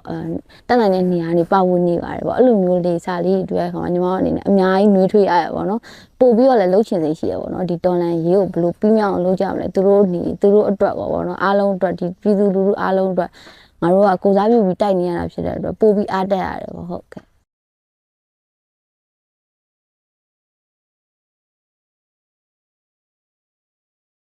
ညီမတို့ဒီထောင်ခဲ့တဲ့စတင်တော်လန်နေခဲ့တဲ့ဒီပြည်သူ့ကာကွယ်ရေးတပ်မတော်ကဆိုလို့ရှိရင်ဟိုဒီလူအောင်မျိုးစုံပေါ့နော်လူအောင်မျိုးစုံသတင်းပေါင်းစုံနဲ့ဆက်ဆက်နေရတဲ့တောင်မှညီမတို့ကစီးလုံးမှုအများကြီးရှိပါတယ်မောင်နှမသားချင်းအရင်လိုမျိုးမင်းကလေးဆိုလဲမင်းကလေးလို view ဆိုင်ကြတယ်လူကြီးဆိုလဲလူကြီးဆိုလို့ view ဆိုင်ကြတယ်အားလုံးဒန်းတူပေါ့နော်ညီမတို့ဆရာတွေစစ်ကြောင်းမှုဘူတာဘောတို့စစ်ကြောင်းမှုတွေတရင်မှုတွေအားစားပေါ့နော်ညီမတို့အပေါ်ကောင်းမှုဆက်ဆံပြီးလုံးဝစီးလုံးမှုရှိခဲ့ပါတယ်ဒီစစ်ကြောင်းမှုကနေမကဒီတရင်မှုတက်စုမှုဥပမာညီမတို့ training ဆရာအထိပေါ့နော်ညီမတို့ကိုစူကြရှိရင်ဆိုတဲ့အမေးနဲ့ပတ်သက်လာလို့ရှိရင်ပြပြတတပြောရပေမဲ့တခြားအချိန်တွေမှာတော့ညီမတို့မောင်နှမသွေးရင်းသားရင်းလိုမျိုးပေါ့နော်အဲ့လိုမျိုးကျူးဆိုင်ဆောက်ရှောက်တာရှိရချင်းစစ်စင်ရင်တခုဆောင်ရွက်တဲ့အခါမှာလည်းဒီညီမတို့တရင်တက်စုတွေတင်စီးလုံးတာမဟုတ်ဘဲနဲ့ညီမတို့တခြားစစ်စင်ရင်အကြီးကြီးမားဆောင်ရွက်တဲ့အခါမျိုးမှာတခြားစစ်ကြောင်းတွေပူပေါင်းပါဝင်လာမျိုးတွေလည်းတွေ့ရတယ်ရှင်ဒါဟာညီမတို့ပြည်သူ့ကာကွယ်ရေးတပ်မတော်ရဲ့ဒီစစ်ကြောင်းအနေနဲ့ညီမပြောရမယ်ဆိုရင်ပေါ့နော်ဒါစီးလုံးမှုတွေကိုပဲညီမမြင်ရတယ်ရှင်ညီမတို့ပြည်သူ့ကာကွယ်ရေးတပ်မတော်ကပေါ့နော်ပြည်သူတွေကိုအဓိကထားပြီးရှေ့ရှုပြီးတော့ဂရုစိုက်ရတယ်စောင့်ရှောက်ရတာဖြစ်တဲ့အတွက်ညီမတို့မနိုင်တော့ဘူးဆိုတာနဲ့သူတို့ကပြည်သူတွေကိုမဲတဲ့အချင်းရှိရပေါ့နော်ဥပမာရွာတွေကိုမီးရှို့ဖျက်ဆီးရမျိုးပြီးရင်လက်နဲ့ကြီးပြတဲ့အခါတွေမျိုးမှာလည်းစီးမရှိဘောင်မရှိပေါ့နော်ရွာထဲတွေပြည်သူတွေထိခိုက်မှာကိုမကြည့်ပဲနဲ့ပေါ့နော်အဲ့လိုပြစ်တာမျိုးရှိရရှင်ဥပမာညီမတို့ဘက်အနေနဲ့ကြားလို့ရှိရင်ညီမတို့ပြည်သူ့ကာကွယ်ရေးတပ်မတော်သားတွေဖြစ်တဲ့အတွက်ညီမတို့ကဒီပြည်သူထိခိုက်နေတာပဲအလုံးမျိုးအများကြီး view site ပြီးလုပ်ရတယ်ရှင်ဥပမာစစ်စင်ရေးလုပ်မယ်ဆိုရင်တော့မှဒီစစ်စင်ရေးမှာပြည်သူတွေ safe ဖြစ်မဖြစ်ပေါ့နော်အဲ့လိုမျိုးကြည့်ရှုပြီးတော့မှညီမတို့လုပ်တယ်ပေါ့နော်တချို့စစ်စင်ရေးဆိုလို့ရှိရင်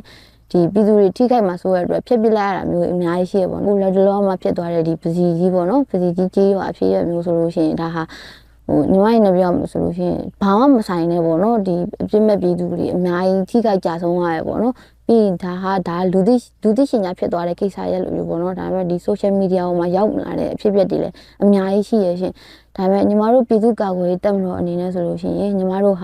ာပြည်သူတရက်လုံးနဲ့တသားတည်းပေါ့နော် တူတူယုံကြည်မှုဖေးမမှုတွေနဲ့တိဆောက်ထားတဲ့ပြည်သူ့ကာကွယ်ရေးတပ်မတော်ဖြစ်တဲ့အတွက်ပြည်သူတရက်လုံးနဲ့တသားတဲ့အမြင်နဲ့ရှိနေပါတယ်လို့ညီမတို့ဟာဒီအချင်းစစ်သားဖြစ်ဖို့ပေါ့နော်မွေးဖွားလာတဲ့သူမဟုတ်စစ်သားဖြစ်ဖို့ရည်ရွယ်လာတဲ့သူမဟုတ်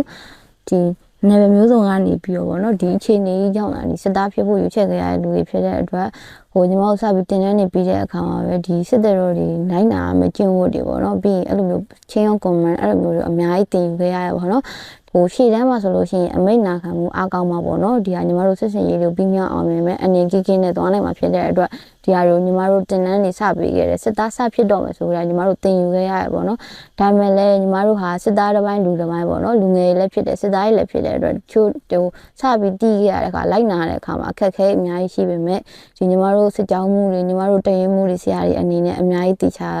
ျပြောပြဆုံးမှတခြားပြောပြခဲ့တယ်ပေါ့နော်ညီမတို့တခြားလိုက်နာဖို့ပေါ့နော်ညီမတို့ကိုယ်တိုင်ကလည်းအသက်နိုင်ဆုံးထူလာခဲ့တယ်ပြီးတော့ဒီလူတွေအားလုံးဟာရည်ရွယ်ချက်တစ်ခုတည်းနဲ့လာတာဖြစ်တဲ့အတွက်ညီမတို့ဒီဟာကိုဒါဟာကိုလိုက်နာမယ်ကျင့်ဖို့ဖြစ်တယ်ဆိုတာသိရတော့ညီမတို့အနေနဲ့အသက်နိုင်ဆုံးအဆင်ပြေပြီပေါ့နော်ညီမတို့အမိတ်ဆိုတာကိုလည်းနာခံခဲ့ကြတယ်ဒါပေမဲ့ရှေ့တန်းမှာအမိန်တိုင်းကိုတခြားနာခံခဲ့ကြတယ်ပဲနောက်တန်းမှာဆိုလို့ရှိရင်ညီမတို့ဘလူးအနေနဲ့သွားရဲဆိုလို့ရှိရင်ညီမတို့ကမိသားစုပုံစံပဲပေါ့နော်မှာလှုပ်ရှင်တာလေးပြောရှင်တာလေးရှိနေတော့ညီမတို့မိသားစုအနေနဲ့ပဲကြည့်ရမလားဒါလေးလုပ်ပေးပါဦးဆိုအမိတ်ပုံစံမျိုးမဟုတ်ဘဲနဲ့ညီမတို့နောက်တန်းမှာဆိုဒီလိုမျိုးပေါ့နော်မိသားစုလိုမျိုးသွားတာမျိုးတကယ်ချင်းလိုမျိုးအဲ့လိုမျိုးပေါ့နော်လူကြီးနေဆိုရင်တော့အဲ့လိုမျိုးပဲသူတို့ကိုယ်တိုင်လည်းအဲ့လိုမျိုးပေါ့နော်သွားရမျိုးရှိရဲ့အမိတ်ဖြစ်တိုင်းလည်းကိုဟာလှုပ်တင်မလှုပ်တင်ကောင်းလာလားဆိုးတာလားဒါကငါလှုပ်တင်တဲ့ဟာလားပေါ့နော်အဲ့လိုမျိုးစဉ်းစားပေးဖို့ပြန်ပြီးတော့ဒါဟာတကယ်ရောလောက်ရမှာလားဆိုပြန်ပြီးမေးခွန်းထုတ်ဖို့တော့ညီမတို့မှာအခွင့်အရေးအများကြီးပေးထားရပါတော့ဟုတ်ကဲ့အဲ့လိုမျိုးရှိရဲပြီးလို့ရှိရင်တစ်ဖက်မှာဆိုလို့ရှိရင်ရှေ့တန်းမှာညီမတို့အမိတ်ဝန်ခန္ဓာထက်အဲ့လိုမျိုးအနေဖြစ်မှာဆိုလို့လူကြီးကပြောလိုက်တဲ့ခါမျိုးမှာအဲ့လိုအရန်တချို့ကစိတ်တက်ကြွပြီးတော့ဗောနော်အဲ့လိုမျိုးတိုက်ပွဲဖြစ်နေတဲ့အချိန်မှာအရန်ချင်းနေဆိုးလာလို့အဲ့လိုမျိုးအခြေအနေဆိုးလာလို့အဲ့လိုလိုက်ပြီးတော့ပြစ်မဲ့ခတ်မဲ့ပဲသိရမလားအဲ့လိုမျိုးဖြစ်နေတဲ့အချိန်မှာလူကြီးတွေကနောက်ဆုတ်ဖို့ပြောလို့အဲ့လိုမျိုးချိန်မှာစူတာငေါက်တာမျိုးပုံစံမျိုးတော့ရှိပေမဲ့နောက်တန်းပြန်ရောက်တဲ့အခါမျိုးမှာမင်းအဲ့ဒါကြောင့်စိတ်ဆိုးသွားလားပေါ့အဲ့လိုမျိုးလေးရှိရရှင်ဒါတော့အဲ့တော့ညီမတို့ချင်းရုံကွန်မန်ကိုညီမတို့ကစစ်သားတစ်ပိုင်းလူတစ်ပိုင်းနေပြီးတော့လူငယ်တွေလူကြီးတွေလူအသက်အရွယ်ပေါင်းမျိုးစုံနဲ့ဒါဟာကြီးကြောက်ထားတဲ့ပြည်သူ့ကာကွယ်ရေးတပ်မတော်ဖြစ်တဲ့အတွက်ညီမတို့ကကောင်းမှုစာနဲ့ပဲတက်နိုင်ဆုံးနားလည်မှုနဲ့ပဲကြီးကြောက်ထားပါတယ်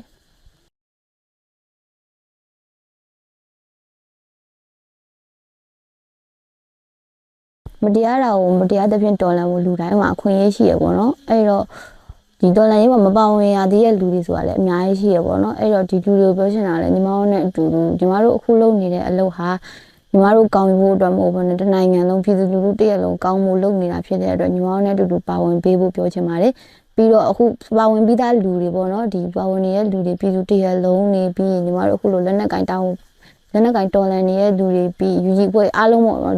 ဒီတော်လှန်ရေးမှာပါဝင်နေတဲ့လူအားလုံးကိုလည်းဒီတော်လှန်ရေးဟာအခုမှပေါ့နော်ဒီအဖွဲ့အစည်းဆိုတာအခုမှစတင်တည်ထောင်ကာစားဖြစ်တဲ့အတွက်ညီမတို့အနေနဲ့အားနည်းချက်အားသာချက်အများကြီးရှိပါတယ်အဲ့တော့ဒီအားနည်းချက်အားသာချက်တွေအပေါ်မှာစိတ်တက်မကြပဲနဲ့ညီမတို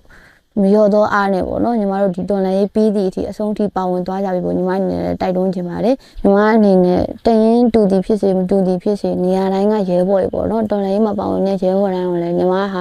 းညီမတို့ဟာတယောက်နဲ့တယောက်ဘယ်သူပဲတယောက်ကိုမှအဆုံးရှုံးမခံနိုင်တာမို့လို့တတ်နိုင်ဆုံးဂရုစိုက်ကြပါတိုက်ပွဲနေရတယ်မှာရှေ့ရန်သွားသည်ဖြစ်စေနောက်တန်းမှနေသည်ဖြစ်စေညီမတို့အခြေအနေအဆိုဘယ်ချိန်မှဆိုအသက်ပေးနိုင်တဲ့အခြေအနေဖြစ်တဲ့အတွက်အသက်နိုင်ဆုံးဂရုစိုက်ကြပါလို့ပြောချင်ပါတယ်ပြီးတော့အခုချိန်ထိဒီအားမလျော့ပဲနဲ့ပေါ့နော်ညီမတို့နဲ့ဒုတိုက်ပွဲဝင်ပေးနေတဲ့အတွက်လည်းအများကြီးကျေးဇူးတင်ပါတယ်မျိုးပေါ်မှာနေသည်ဖြစ်ဖြစ်ဘယ်မှာပဲနေသည်ဖြစ်ဖြစ်ဒီအခြေအနေဟာဘာမှမဆိုဘဲချိန်မှမဆိုဘာမှမဆိုဖြစ်သွားနိုင်တဲ့အခြေအနေဖြစ်တဲ့အတွက်တယောက်နဲ့တယောက်ကူဆိုင်ကြပါပို့ပြီးတော့ရှိနေတော့မှတန်ဖိုးထားကြပါလို့ညီမအနေနဲ့ပြောချင်ပါတယ်အဲ့တော့နောက်ဆုံးအနေနဲ့ဒီပေါ့နော်မိဘပြည်သူအားလုံးရောရဲဘော်ရဲဘက်ဒီအားလုံးစကားစားလွဲရင်အားလုံးအကုန်လုံးပေါ့နော်ကျမရဲ့ကူဆိုင်ကြပါပြီးစိတ်ချမ်းသာကိုရတာလည်းနေနိုင်ပါသေးဒီတော်လန်ရေးပေါ့နော်ပြီးဆုံးသည့်အထိအောင်မြင်စွာနဲ့ညီမတို့အကုန်လုံးတယောက်မှအသက်မဆုံးရှုံးဘဲနဲ့အတူတူရှိသွားကြပဲလို့ဆုတောင်းပါတယ်ကြီးတော့ဘော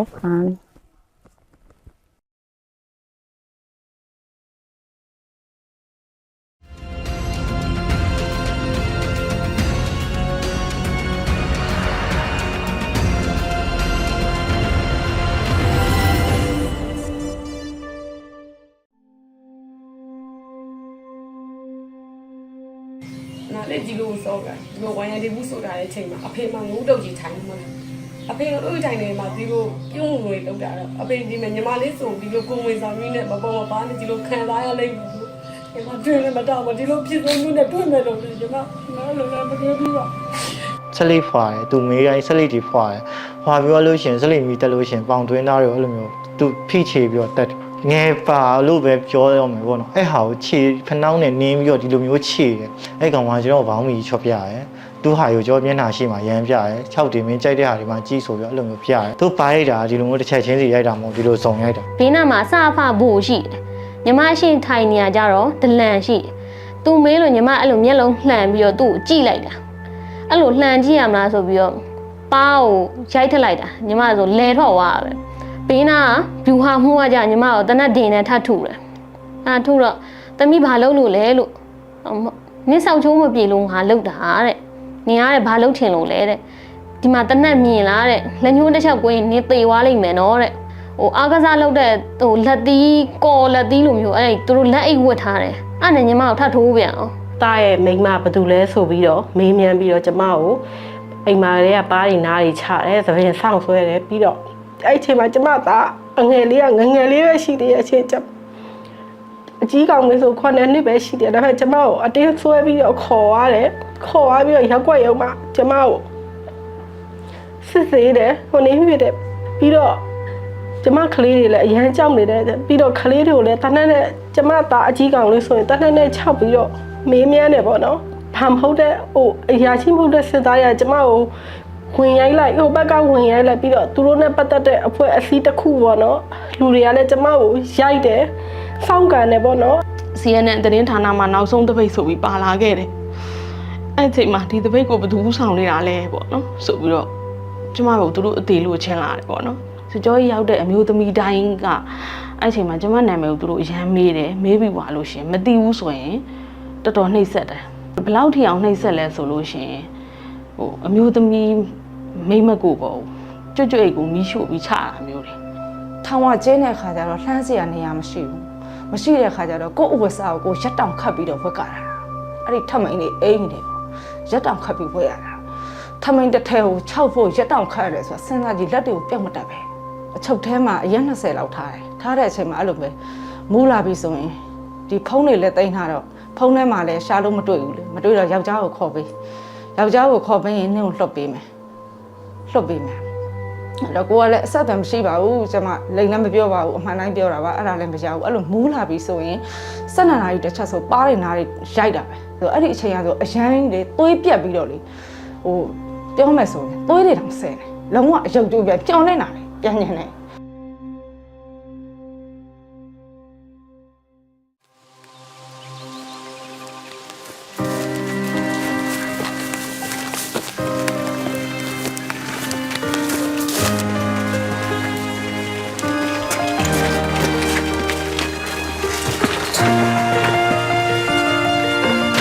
ဟုတ်ကိုကြီးကျွန်တော်စကားမှာဆစ်ဆောင်တွေတအားများလာတယ်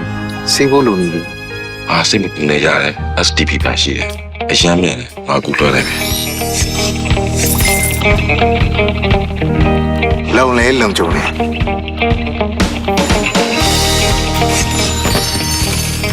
အမကန်ချက်လည်းရှိတယ်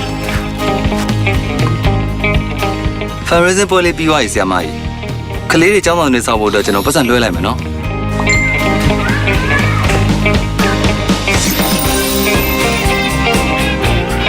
ကျမတို့တော်လိုင်းရေးဘတ်တော်သားတွေရဲ့ဘန်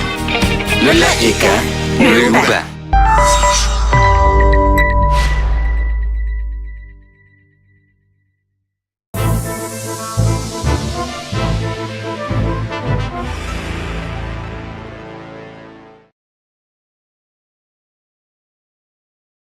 ဒီလူကိုမျက်နှာမူပြီးရှိထွက်ခဲ့ပါတနက်ထဲကြီးများလဲထုံထားတရားများတော်မူသောအနိုင်ရမှာအလံဖြူကိုစိုက်ထွက်ခဲ့ပါဒီတစ်ချိန်ဟာနောက်ဆုံးခွေးနေတို့အတွက်အကြောင်းနဲ့ရဲရဲလာလာအရေလုံးဝပြူပါစေချာချာအလံဖြူကိုထောင်ထားလိုက်ပါဒီမှာ thစ်မွေးဖွားလာပြီပြည်သူရဲ့ရင်ခွင်ကိုယ်လုံးလားအာဃာယူထွက်လက်ဆုံးလားတော်ရဲ့ဘော်စီလာပြီအာဃာယူညဆောင်ရုံနေပြီပြည်သူရဲ့ရင်ခွင်ကိုယ်လုံးလားအာဃာယူထွက်လက်ဆုံးလားလက်နဲ့တွေ့ချလက်နဲ့တွေ့ချလက်နဲ့တွေ့ချလက်နဲ့တွေ့ချလက်နဲ့တွေ့ချလက်နဲ့တွေ့ချလက်နဲ့တွေ့ချလက်နဲ့တွေ့ချ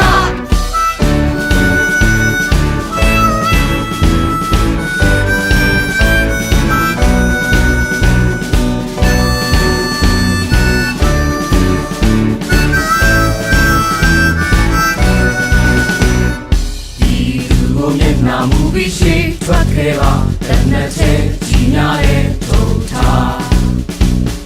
ရာများသာမူသာနိုင်ရမှာအလံဖြူကိုစိုက်ထွက်ခဲ့ပါဒီတစ်ချိန်မှနောက်ဆုံးခွေးမင်းတို့အတွက်အကြောင်းငယ်လေးရဲ့လာလားအဲဒီလုံးဝပြူပါစိတ်ထားအလံဖြူကိုထောင်ထားလိုက်ပါနိုင်ငံတော်အသေးမွေးဖွားလာပြီပြည်သူရဲ့ရင်ခွင်ကိုယ်လုံးလားအာဏာယူထွက်လက်ဆုံးလားတော်ရဲ့ကိုယ်ချီလာပြီအာဏာယူညချောင်းရုံနေပြီပြည်သူရဲ့ရင်ခွင်ကိုယ်လုံးလားအာဏာယူထွက်လက်ဆုံးLet them twitch up, let them twitch up, let them twitch up, let them twitch up, let them twitch up, let them twitch up, let them twitch up, let them twitch up, let them twitch up, let them twitch up, let them twitch up, let them twitch up, let them twitch up, let them twitch up, let them twitch up.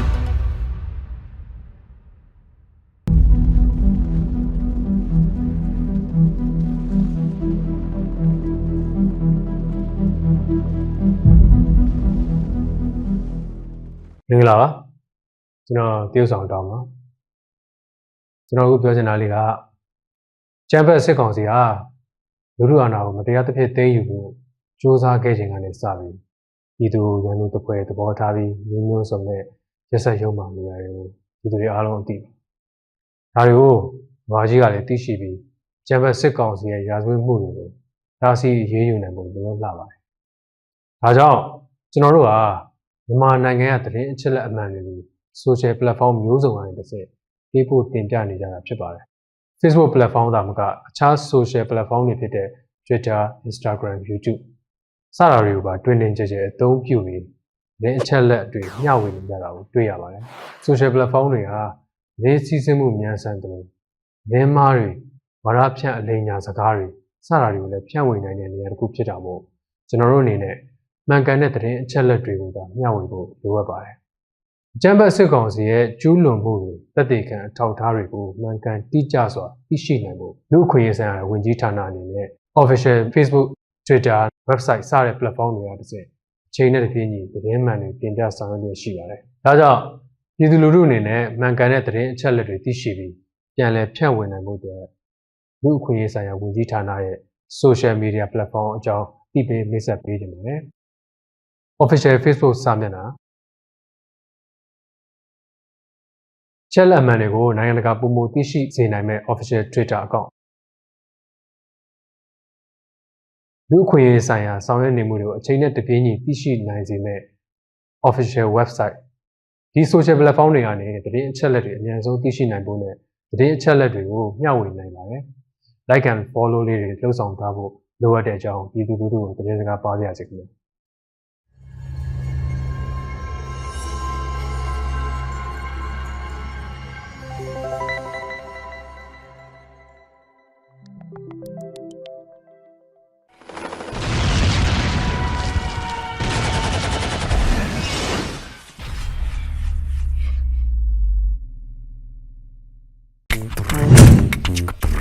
သတင်းချင်းစီစဉ်ကနေကြိုဆိုပါရစေ။စစ်ကောင်စီ lobby မော်ရှန်မြေ Telegram channel ကတော့သတင်းမှတစ်ခုကိုတင်ပြီးတော့ပြည်သူတွေကိုကျင်းထည့်နေပါတယ်။အဲ့ဒါကတော့ PNLA, KMDF, PDF တွေက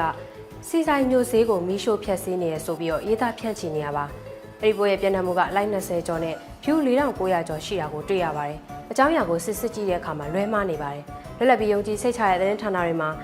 စစ်ကောင်စီတပ်တွေရဲ့လေရင်လက်နက်ကြီးတွေနဲ့ပြစ်ခတ်တိုက်ခိုက်တာကြောင့်စီဆိုင်စီမီးလောင်ပျက်စီးခဲ့ရတယ်လို့ပြည်သူတွေလည်းတေဆုံးခဲ့တယ်ဆိုပြီးဖော်ပြခဲ့တာပါစစ်ကောင်စီတပ်ကြောင့်တေဆုံးရတာကိုလော်ဘီတွေကတော်လိုင်းရေးတပ်ဖွဲ့တွေကြောင့်ပဲတေဆုံးရတဲ့အောင်ကျင်းထည့်နေရပါဝါရှန်မြေ Telegram Channel ရဲ့ဖော်ပြချက်ကိုဖတ်ချက်ရကြည့်မယ်ဆိုရင်ပြုပြင်စီမံတင်ဆက်ချက်ဖြစ်နေတာကိုတွေ့ရပါတယ်ဒင်လာကျင်လာခွဲခြားသိမြင်ပြည်သူလူထုတရလုံးကျင်းထည့်ခံရခြင်းပြီးမှကင်းဝေးပျော်ရွှင်နေကြပါစေ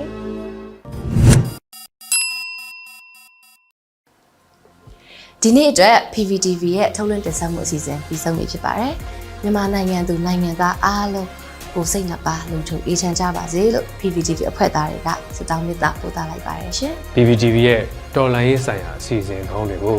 PVTV ရဲ့ YouTube Channel, Facebook Page နဲ့ Website တို့ကနေနေ့စဉ်ထုတ်လွှင့်တင်ဆက်လျက်ရှိသလို Missima နဲ့ DTV တို့ရဲ့ Satellite Channel တွေမှာလည်းကြည့်ရှုနိုင်ပြီဖြစ်ပါတယ်။ PVTV ရဲ့ YouTube Channel ဖြစ်တဲ့ youtube.com/c/pvtv မြန်မာကိုပြည်သူတွေကြည့်ရှုရတဲ့ရရှိတဲ့ငွေတွေနဲ့တော်လှန်ရေးမှာမြင့်မြတ်စွာအသက်ပေးခဲ့ကြတဲ့ຫນွေဦးသူရဲကောင်းတွေရဲ့ကြံရည်သူမိသားစုတွေကိုထောက်ပံ့မှုတစုံတရာပြုလုပ်ပေးနိုင်ဖို့ရည်ရွယ်ပြီးတော့ဒုຫນွေဦးသူရဲကောင်းအတွက်ငွေတိုက်စာချုပ်ကိုတစ်လလင်3ဦးစာဝယ်ယူပေးလျက်ရှိနေပါတယ်။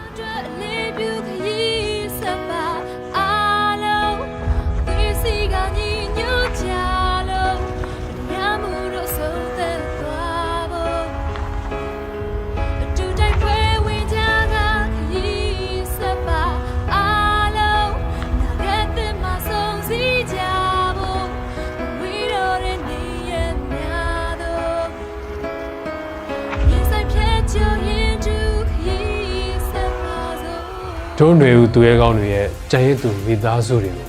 ဖေးမကူညီစောင့်ရှောက်ဖို့ငါတို့မှာတာဝန်ရှိတယ်လို့ခံယူချက်နဲ့တူတဲ့လူရှင်တွေအနေနဲ့လည်း facebook.com/ourspringsHero Facebook page ကနေပတ်ဆက်သွယ်ဝယ်ယူနိုင်ကြောင်းသတင်းစကားပါအပ်လိုက်ပါတယ်ရှင်။